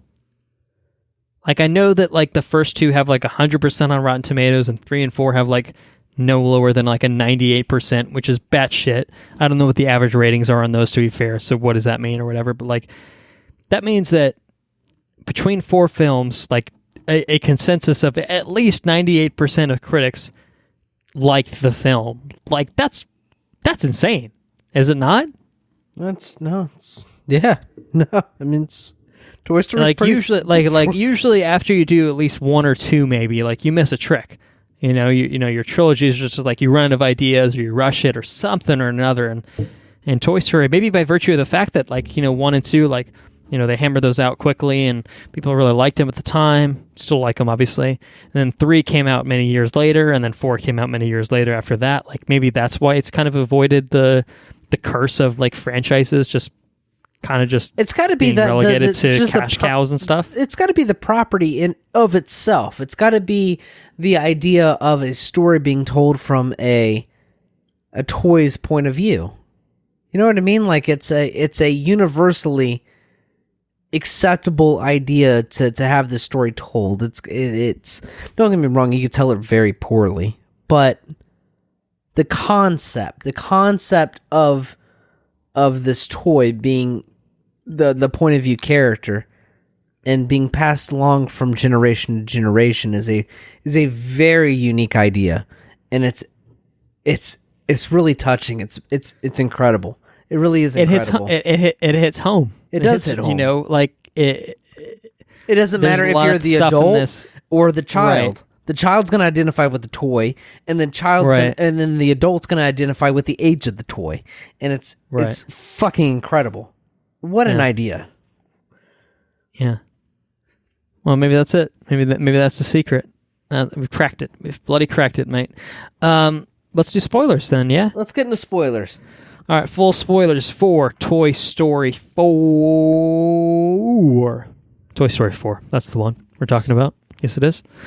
So the thing that got me the most, was the fact that I identify with somebody that could be the age of a parent watching the show with their kids. Obviously not a fucking little kid watching the show about their toys. And so when you watch the show and you take into the account that Woody is essentially the age of your parents, right? Sure. Yeah. Well, yeah, at least, right? Right around that age. And it takes into and Woody particularly identifies the fact that he was built in the late 50s, and his trouble is dealing with the child that I was put with has now grown. He's given me up, and now I'm having to grapple with the fact that what's my purpose now? I had a kid, my kid's grown, and what do I do now? And I think that's a really compelling story. I imagine it's a really compelling story with a lot of adults that have children that are grown. And I work with some, and and their kids are now 18, 19, 20, and there's multiple kids and stuff, and you know, your purpose at one point in life is to get the children to adulthood, and you get them through, and now they're not there anymore, you know, and now what do? Now what's the point, you know? And I'm obviously not in that position. I don't have any kids of my own or anything else, but I think it's you can just kind of, the way the story is told, you can put yourself in that headspace and kind of just identify with Woody, who's having trouble. You know, Andy was my kid. Andy's grown, Andy's gone, Andy's doing things on his own, and now all I have is left is Bonnie, but Bonnie doesn't identify with me. You know, what am I going to do? What's the point? And she and Bo Peep comes in, and you know, she helps him find life after Andy, which is fucking spectacular. It's really incredible. And I don't know, it's just a really good fucking story, you know? I do know. It's interesting hearing you talking about this, because I would say thematically, Toy Story 3 deals with a lot of similar things. Okay. See, I didn't know this. I didn't know any of this. So Toy Story 3 is the story of Andy about to go off to college. Okay. And what the fate is of the toys at that point. So I won't try to spoil Toy Story 3 too much for you, even though I would say the embargo has been lifted. I think it's to your benefit to watch it. You can talk about it. It's fine. But in terms of what vaguely happens in that film is that the thing for me that surprised me about this film is that I felt that there was a resolution achieved, because it's what you see at the beginning of this film, is that Andy eventually makes the decision to hand his toys off to Bonnie, to give them a new life with a new owner who's a child, who's going to play with them and enjoy them and stuff like that.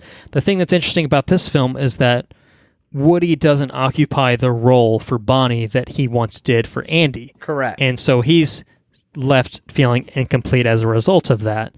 You know, Jessie gets the sheriff's star put on her, you know, and Woody's just kind of sitting in the closet, you know, feeling sad, and it's just like, well, you know, once upon a time I was the toy. You know, I was the leader of the toys, you know, I was the one that Andy played with and loved and everything like that, and now Woody's in a place where, well, what's Woody's role? Right. And the interesting thing for me, having seen Toy Story 3, and for background, I guess I didn't mention this earlier, I kind of got bogged down when I was talking about everything else. I watched Toy Story 3 before I watched this, and that was the only one that I'd rewatched. Okay. I've seen obviously 1 and 2 many, many times, but I think I'd only seen 3 when it came out in theaters, and so that might have been the second time I've seen Toy Story 3, and I fucking cried at the end of Toy Story 3, let me tell you. It fucking got me. I was like fucking tired, and I was just like I was just like half watching, because I was just like, man, I want to finish this and go to bed.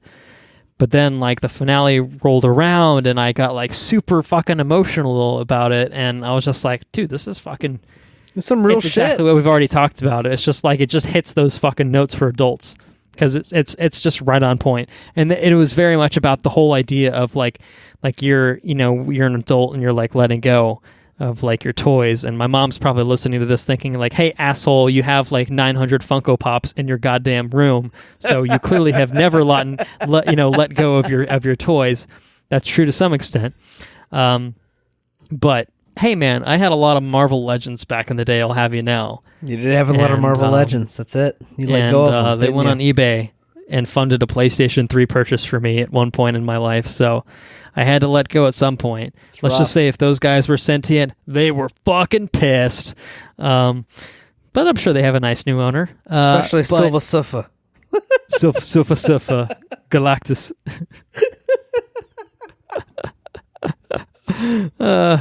We had some good times with those guys.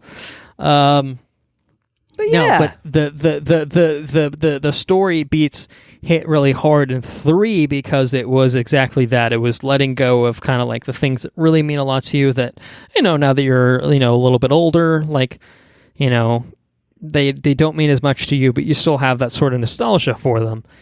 And I think the interesting for 4, more specifically, was the fact that 3, in my opinion, had basically kind of wrapped up all the stories for everyone. And I think that it did at that point, but 4 introduces the new wrinkle in the sense that Woody is still unsatisfied because he's not in the same role that he once was, whereas I think everyone else is pretty content with Bonnie. Jesse's obviously getting a little bit more play, and everyone else is like, they were always kind of the supporting cast, and so like anytime they got played with, they're like, yeah, this is, I'm good. I know I've satisfied my purpose as a toy. I really like my owner, Bonnie, or Andy as it was, and like, I'm good. I don't need anything more.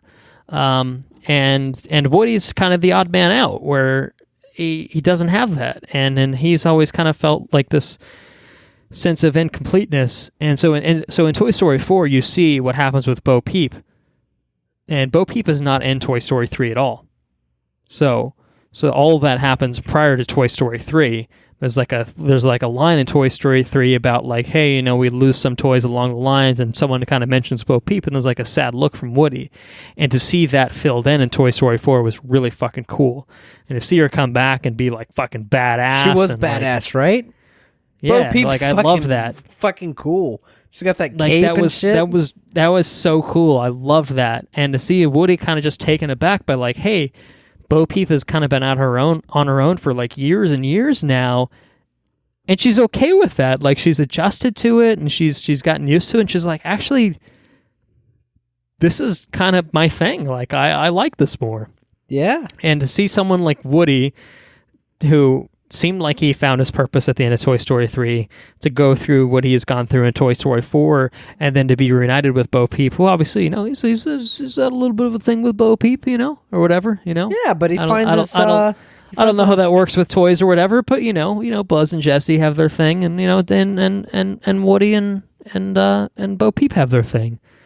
To see them reconnect in that way and to kind of establish this new bond, it's really hard hitting. It's really emotional, and it rings true, man. Like, it's cool. Like, it's really it's cool. See it told. Cool. See those stories told in fucking toys, man, and animated toys. It's real life things, kind of transliterated through the medium of toys.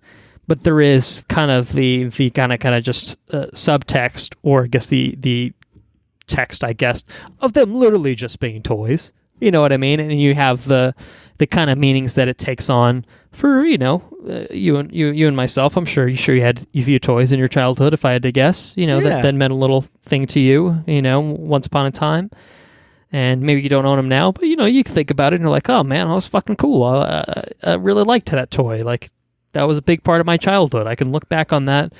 I went and saw this on a date night, and we literally talked all the way. We talked all the way home about the toys that, like the big toys, the favorite toys. Right. They got it. That just got us through childhood and stuff, and it's a real thing. But beyond the idea of toys and toys being left behind, it's. I don't know. I feel like there's a lot of parallel stories being told by Woody. Like Woody says, Bonnie and her toy are the only thing that I have left. What do I do besides Bonnie and fucking Spooner or whatever the fuck his name is? What's his name? What? What's his name? The fucking Sporky. Oh, Forky. Forky. Yeah. That's all I got left is Forky and Bonnie, and I have nothing left. And just, I don't know, I feel like identifying with that part in life where it's okay to let go of X, Y, and Z and move on to the next portion it's just a really touching story, and it's told in such a unique way. And I feel like animated movies are able to transcend that weird divide to where a child can watch it because it's a cartoon or it's an animated feature, but a different story is being told to somebody else that can understand it, and it's I don't know, man. It's kudos to fucking whoever wrote this movie because it's incredible. I don't know who wrote it. I think you mentioned who wrote it, but it's just I did, but yeah, it's really fucking good. Man. But kudos to them. I agree. Yeah. So that's what I got. Yeah. That's what I got. Yeah, It's really touched the movie. It made me fucking cry a couple times. I cried a couple times. Yeah, I got a little weepy at times myself. I laughed really hard at a couple times too. Well, so what I will say to kind of, I guess, maybe close the loop on what I had started talking about is that I think if you walk into this movie and you're expecting to see a lot of Buzz Lightyear, to see a lot of Jesse, to see a lot of Rex and Ham and Mr. Potato Head and stuff like that, I think you're going to be disappointed because this isn't that movie. Toy Story 3 is that movie. And I think that Toy Story 3 provided all the resolution you needed for those characters, and though it's appreciated to see all of them back here, and as much as I probably wanted to see more of them here, this is 110% Woody's story. And it is Bo Peep's story as well, but I think those two are kind of interconnected, so you can kind of see that. And it's Forky's story as well, and Forky being the kind of the new character as well. But I think in terms of returning cast, it's Woody and Bo Peep, and that's what they wanted to focus on. It's what they chose to focus on, and I think that's why this movie doesn't feel unnecessary, is because it decided to bring new things instead of just being a general Toy Story. I mean, this is Woody's story, is kind of what it is for me. Yeah, no, it's true. But I think that's totally fine, and I think what they did do was really, really great. And fucking Tom Hanks, dude. When is Tom Hanks bad? Is he ever bad? Has Tom Hanks ever been bad in anything? I challenge our listeners to find out for me when Tom Hanks has been bad in something. I would like to know. Even if it's a bad movie, that's not the same thing. When has the man himself been bad in anything is the question. So go see fucking Toy Story is what I say, because it's fucking incredible. I don't have anything else to say. Yeah, I agree. I liked Forky. I think I talked to... the existential crisis of him being a toy, I thought was really great. I really enjoyed that angle of it. Trash. That was funny. It was funny, but also kind of, also a good way of kind of examining the whole why of like, well, how does any of this work in a way? It was good. That girl was really fucking sad though. The girl with the no voice box. Gabby? Gabby was really fucking scary and really intimidating, but then I don't know if that was a point of manipulation. Gabby a lot. But I don't know, her point of view was well,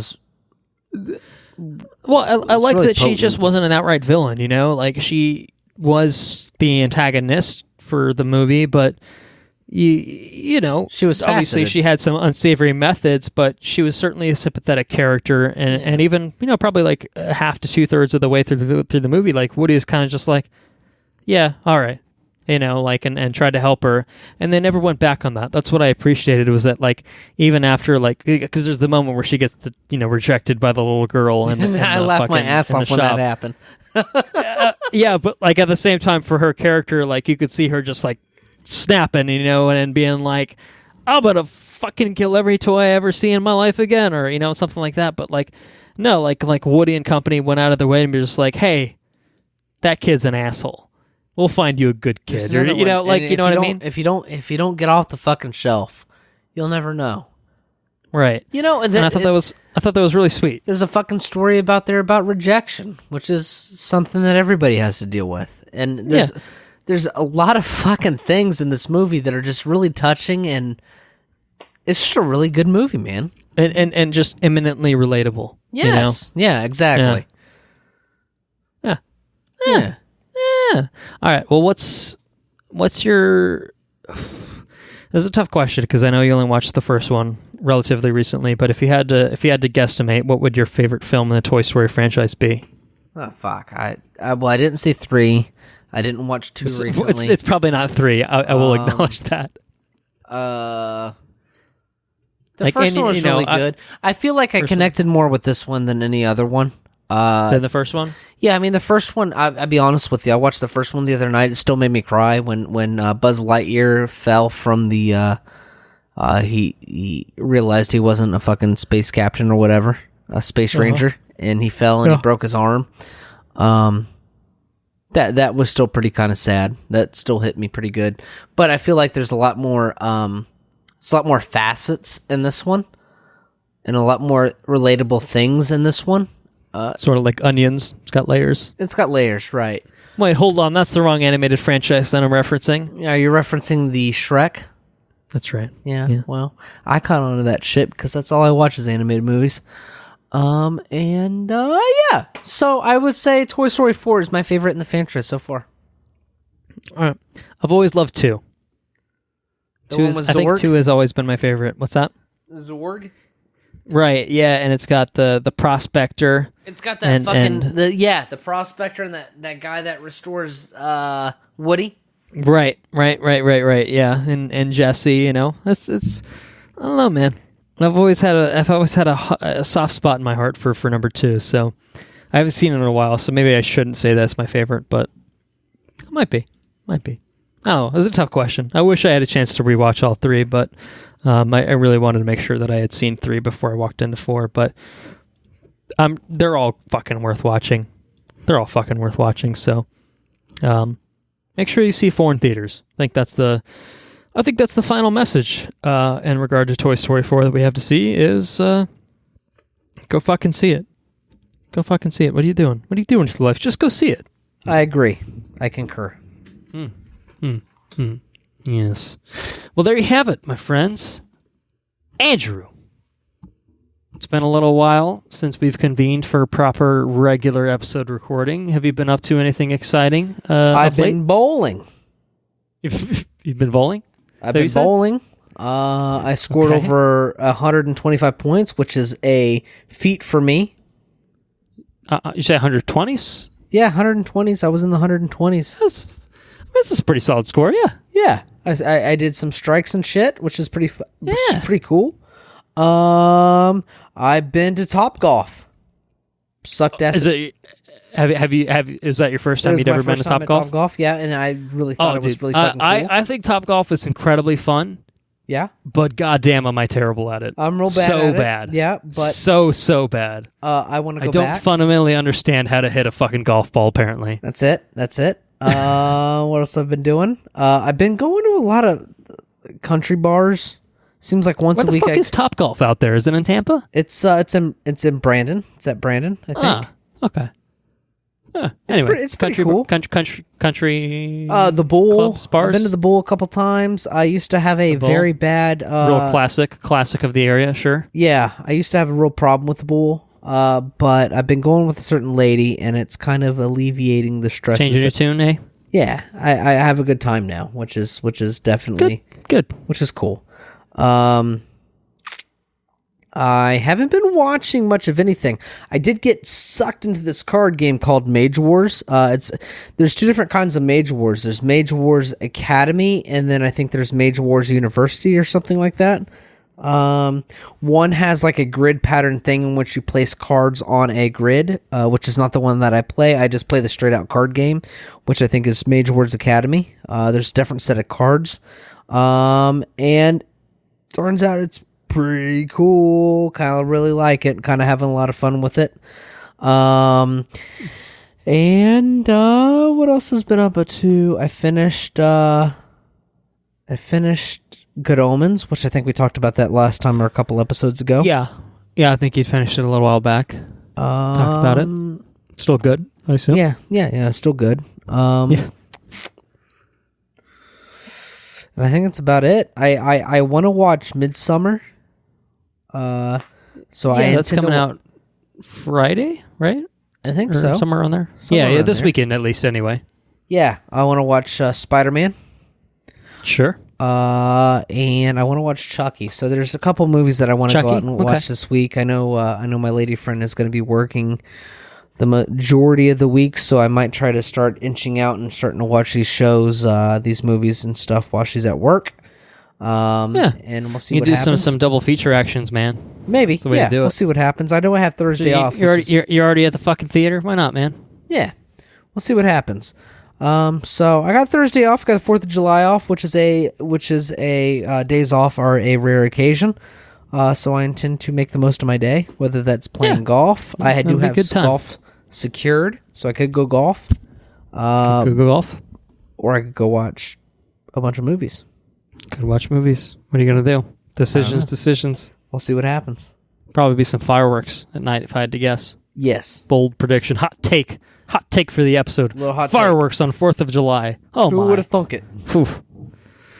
What have you been up to, man? Oh, man, I've got so many things I want to talk about. Yeah. So many things. I've seen a lot of movies. Well, I've seen a lot of, mostly movies, but some TV shows as well. I'll get to those.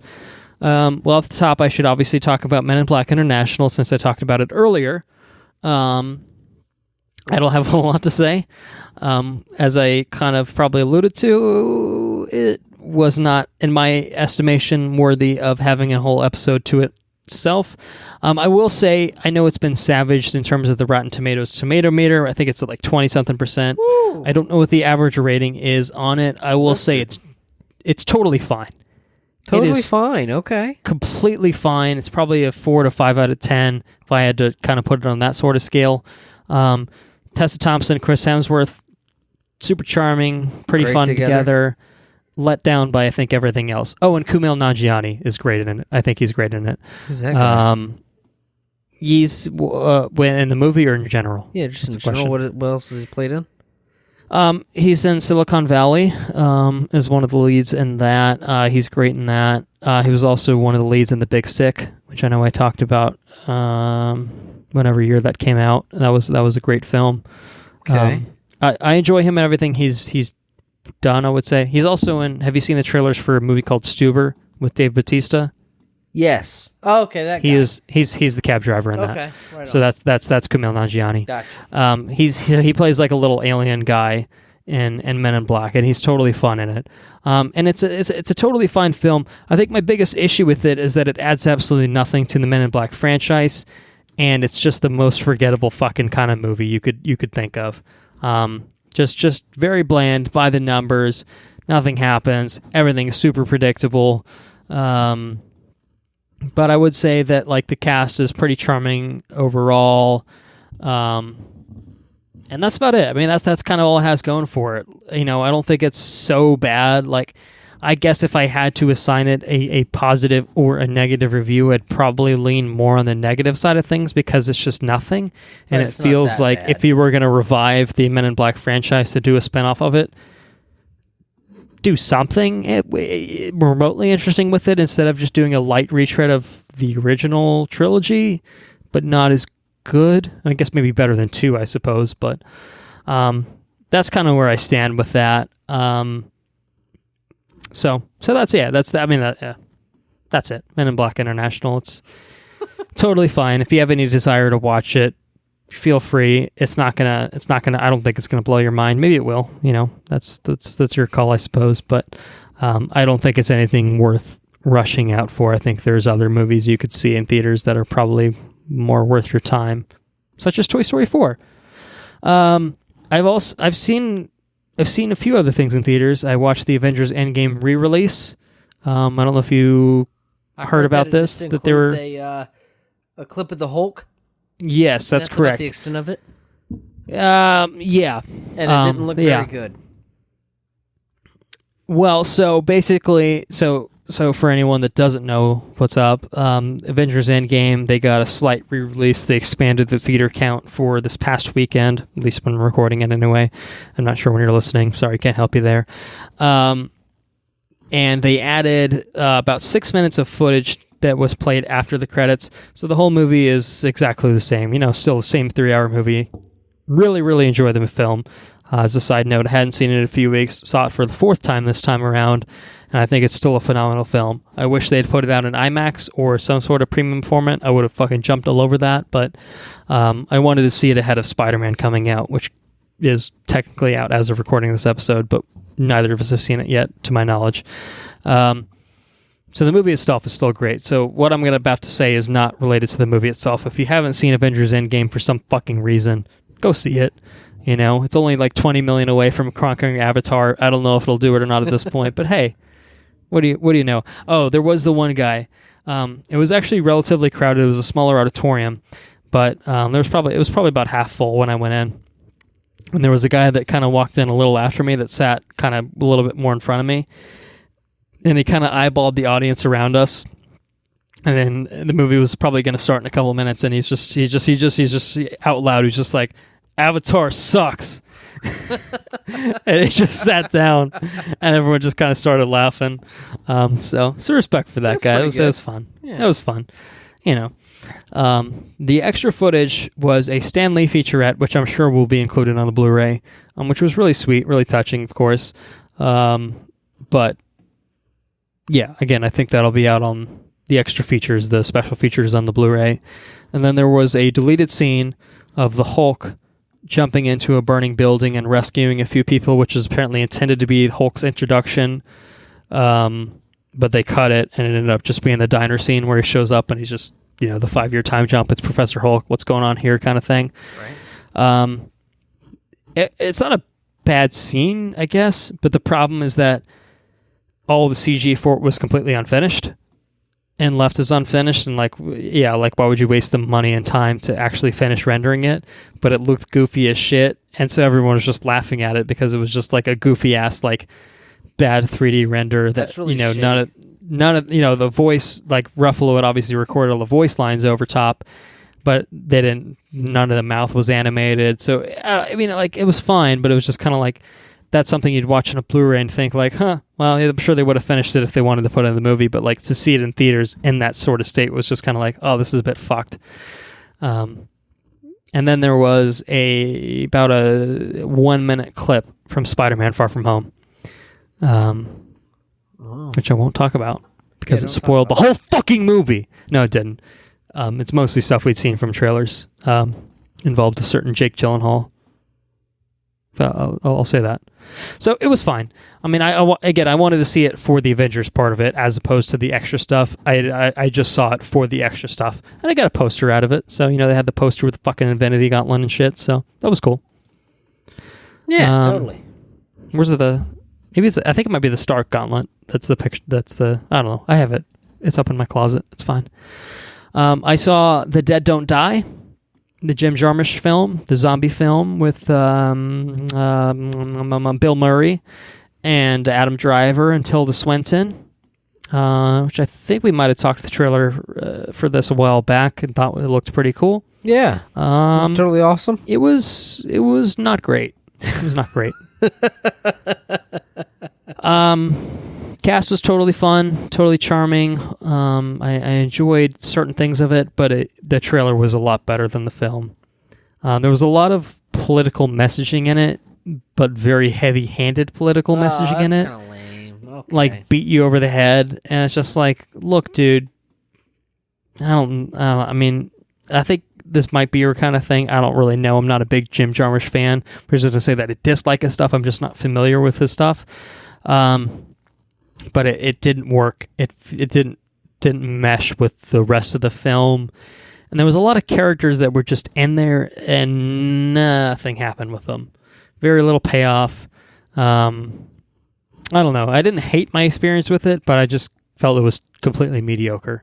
If it weren't for the cast, if it weren't for the fact that I think Bill Murray and Adam Driver together were fucking awesome, and some of the good deadpan moments.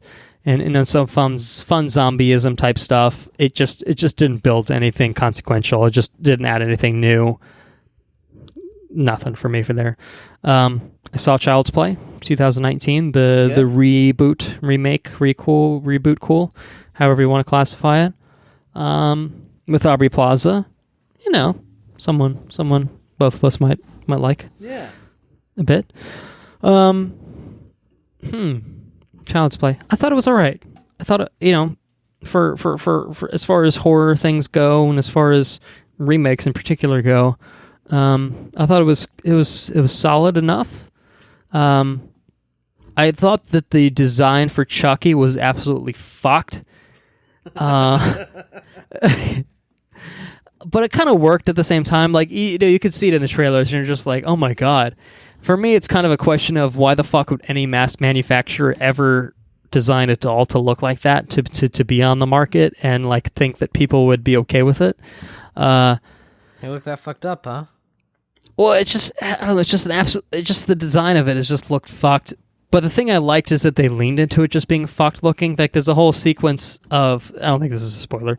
There's a whole sequence of Chucky making like funny faces towards a certain character, and they just contort his faces into the most ridiculous positions possible and like make it look as it's already fucked to begin with, and they make it just intentionally look as fucked as possible. Right. And I thought that really worked really well because it seemed like they acknowledged that the design was kind of just trash to begin with, and they kind of used that as part of it. I thought the one thing I liked about it is that it wasn't just the original with updated, CGI and stuff like that or whatever. They ditched the serial killer aspect of it, like the soul of the serial killer being, embodied within the doll, and made it totally a technology thing. Okay. With like Wi-Fi and like, it's like an AI that learns how the owner teaches it to behave and stuff like that. So it's kind of a riff on that. I thought that was largely kind of clever how they did that. It's kind of interesting, right? And I'm glad that it wasn't just the same thing told again. It's just like, well, like, what are you going to do? You're not going to add anything new by just telling the same fucking story over again. The only thing that I think I had an issue with is it felt like there was probably 30 minutes of footage that was missing from it. It was very choppy in terms of editing. I think because it wanted to be a shorter movie, it probably was originally intended to be at least a 2-hour movie, and it ended up being like maybe an hour and a half at best. Okay. With credits and stuff like that. So it's a very quick movie, which worked out well because I was able to see Men in Black immediately afterward because of how quick it ended. But I think it could have benefited from at least another 10, 15 minutes. It's just kind of padded out. Not in a bad way, just in the sense of so it just didn't feel so choppy and jumpy in terms of its editing. But it's worth checking out, I would say, overall. Okay. So those are the movies. Those are the movies I've been watching. I've been watching some TV. I am fully caught up on Marvel's Agents of S.H.I.E.L.D. Season 6. Very nice. I think 7 episodes have aired, so I've been just I grinded them out, man. Is this so good? I'm now caught up, so now I'm on the week to week. It's really entertaining. I'm not going to say it's so good, I guess. Like, I think that there's probably other seasons of S.H.I.E.L.D. that have been more interesting to me, like the Ghost Rider season, and, the Inhuman stuff was pretty cool. You watched the first couple episodes at least, right, of this? Is that right? Yeah. You kind of have somewhat of the gist of it, so... 3 or 4 episodes. Yeah, so it's the Coulson but not Coulson. What's he all about kind of thing, right? And they're kind of building to a head with that.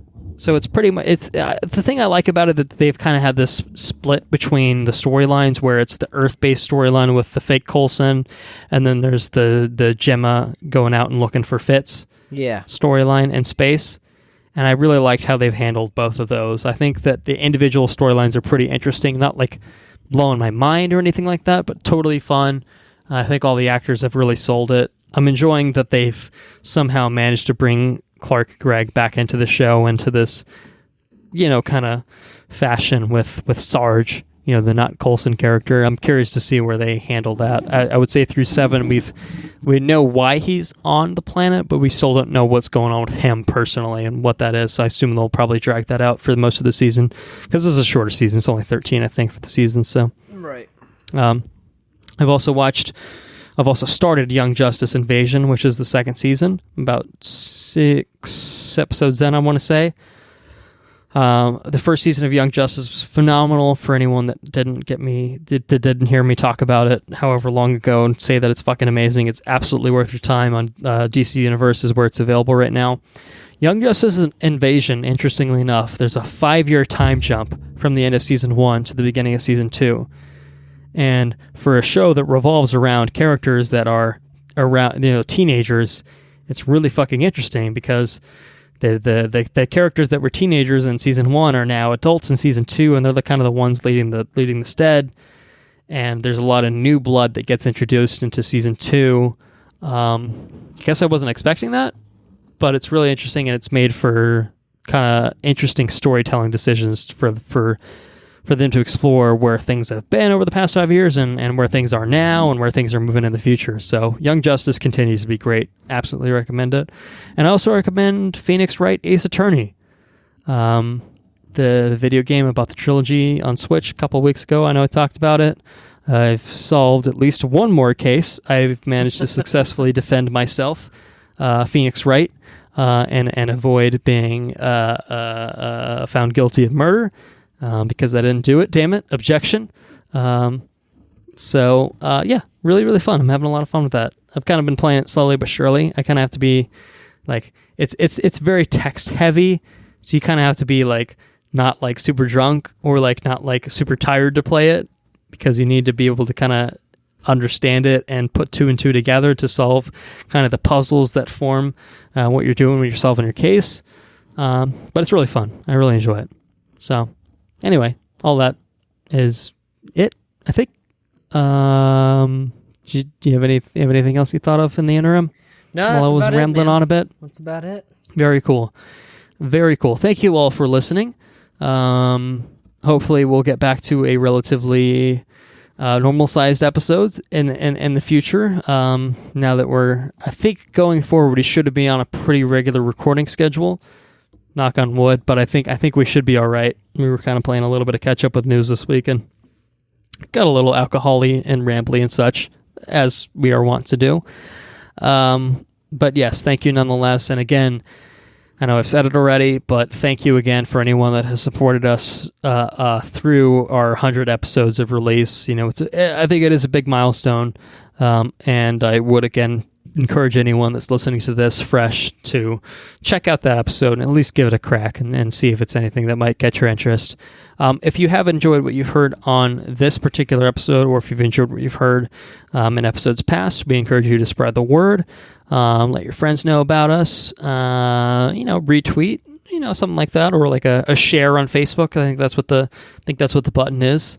A little share action on Facebook never hurts. We appreciate that.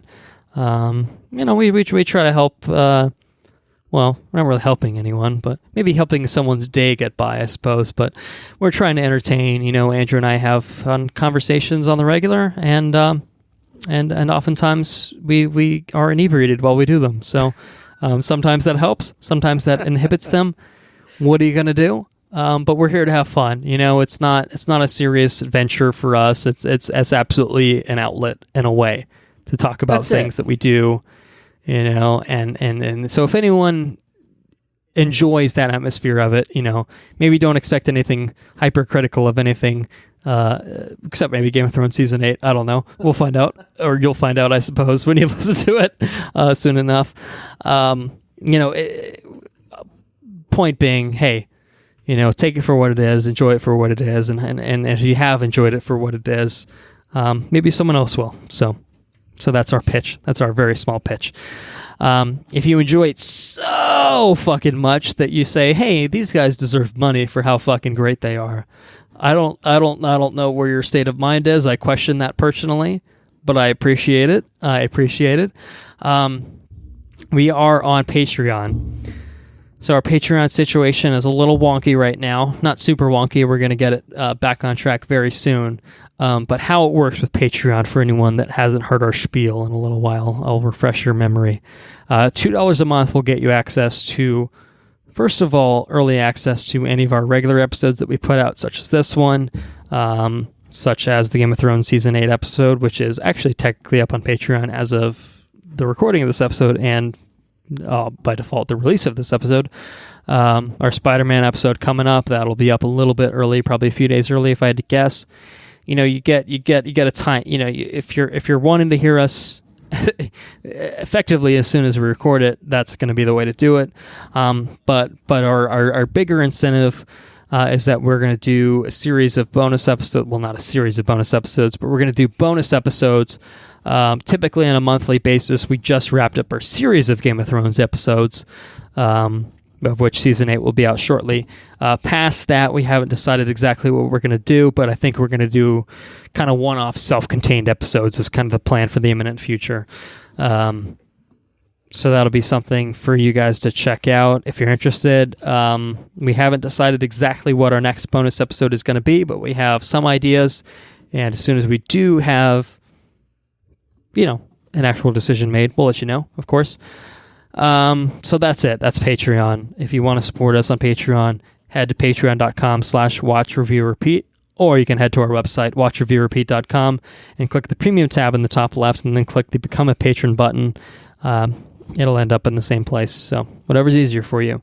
You can follow us on Twitter at WRRPod. You can like us on Facebook. We are at Watch Review Repeat on Facebook.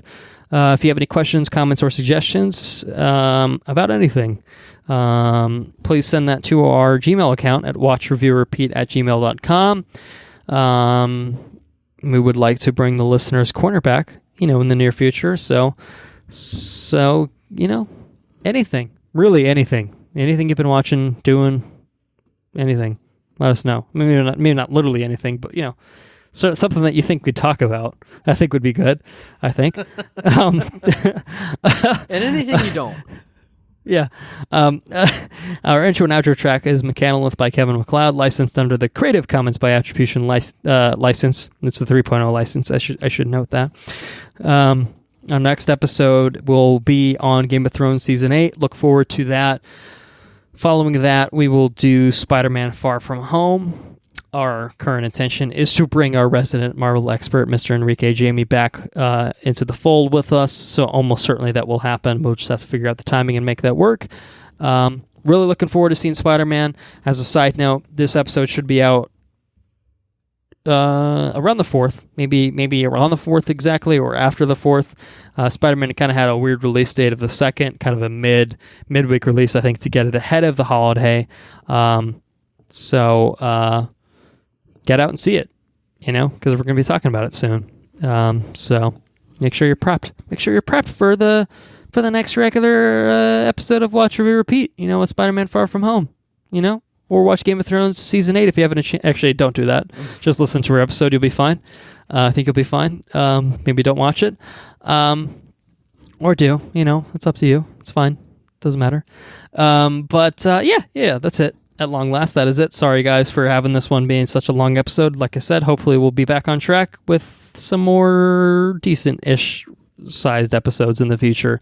Thank you guys for listening. That's it for me. My name is Colton, and you've been listening to Watch Review Repeat. And Andrew has he's gonna say something. What's he gonna say? What's he gonna do? What's he gonna do? Take care now. Bye bye then. Later's on the Mage.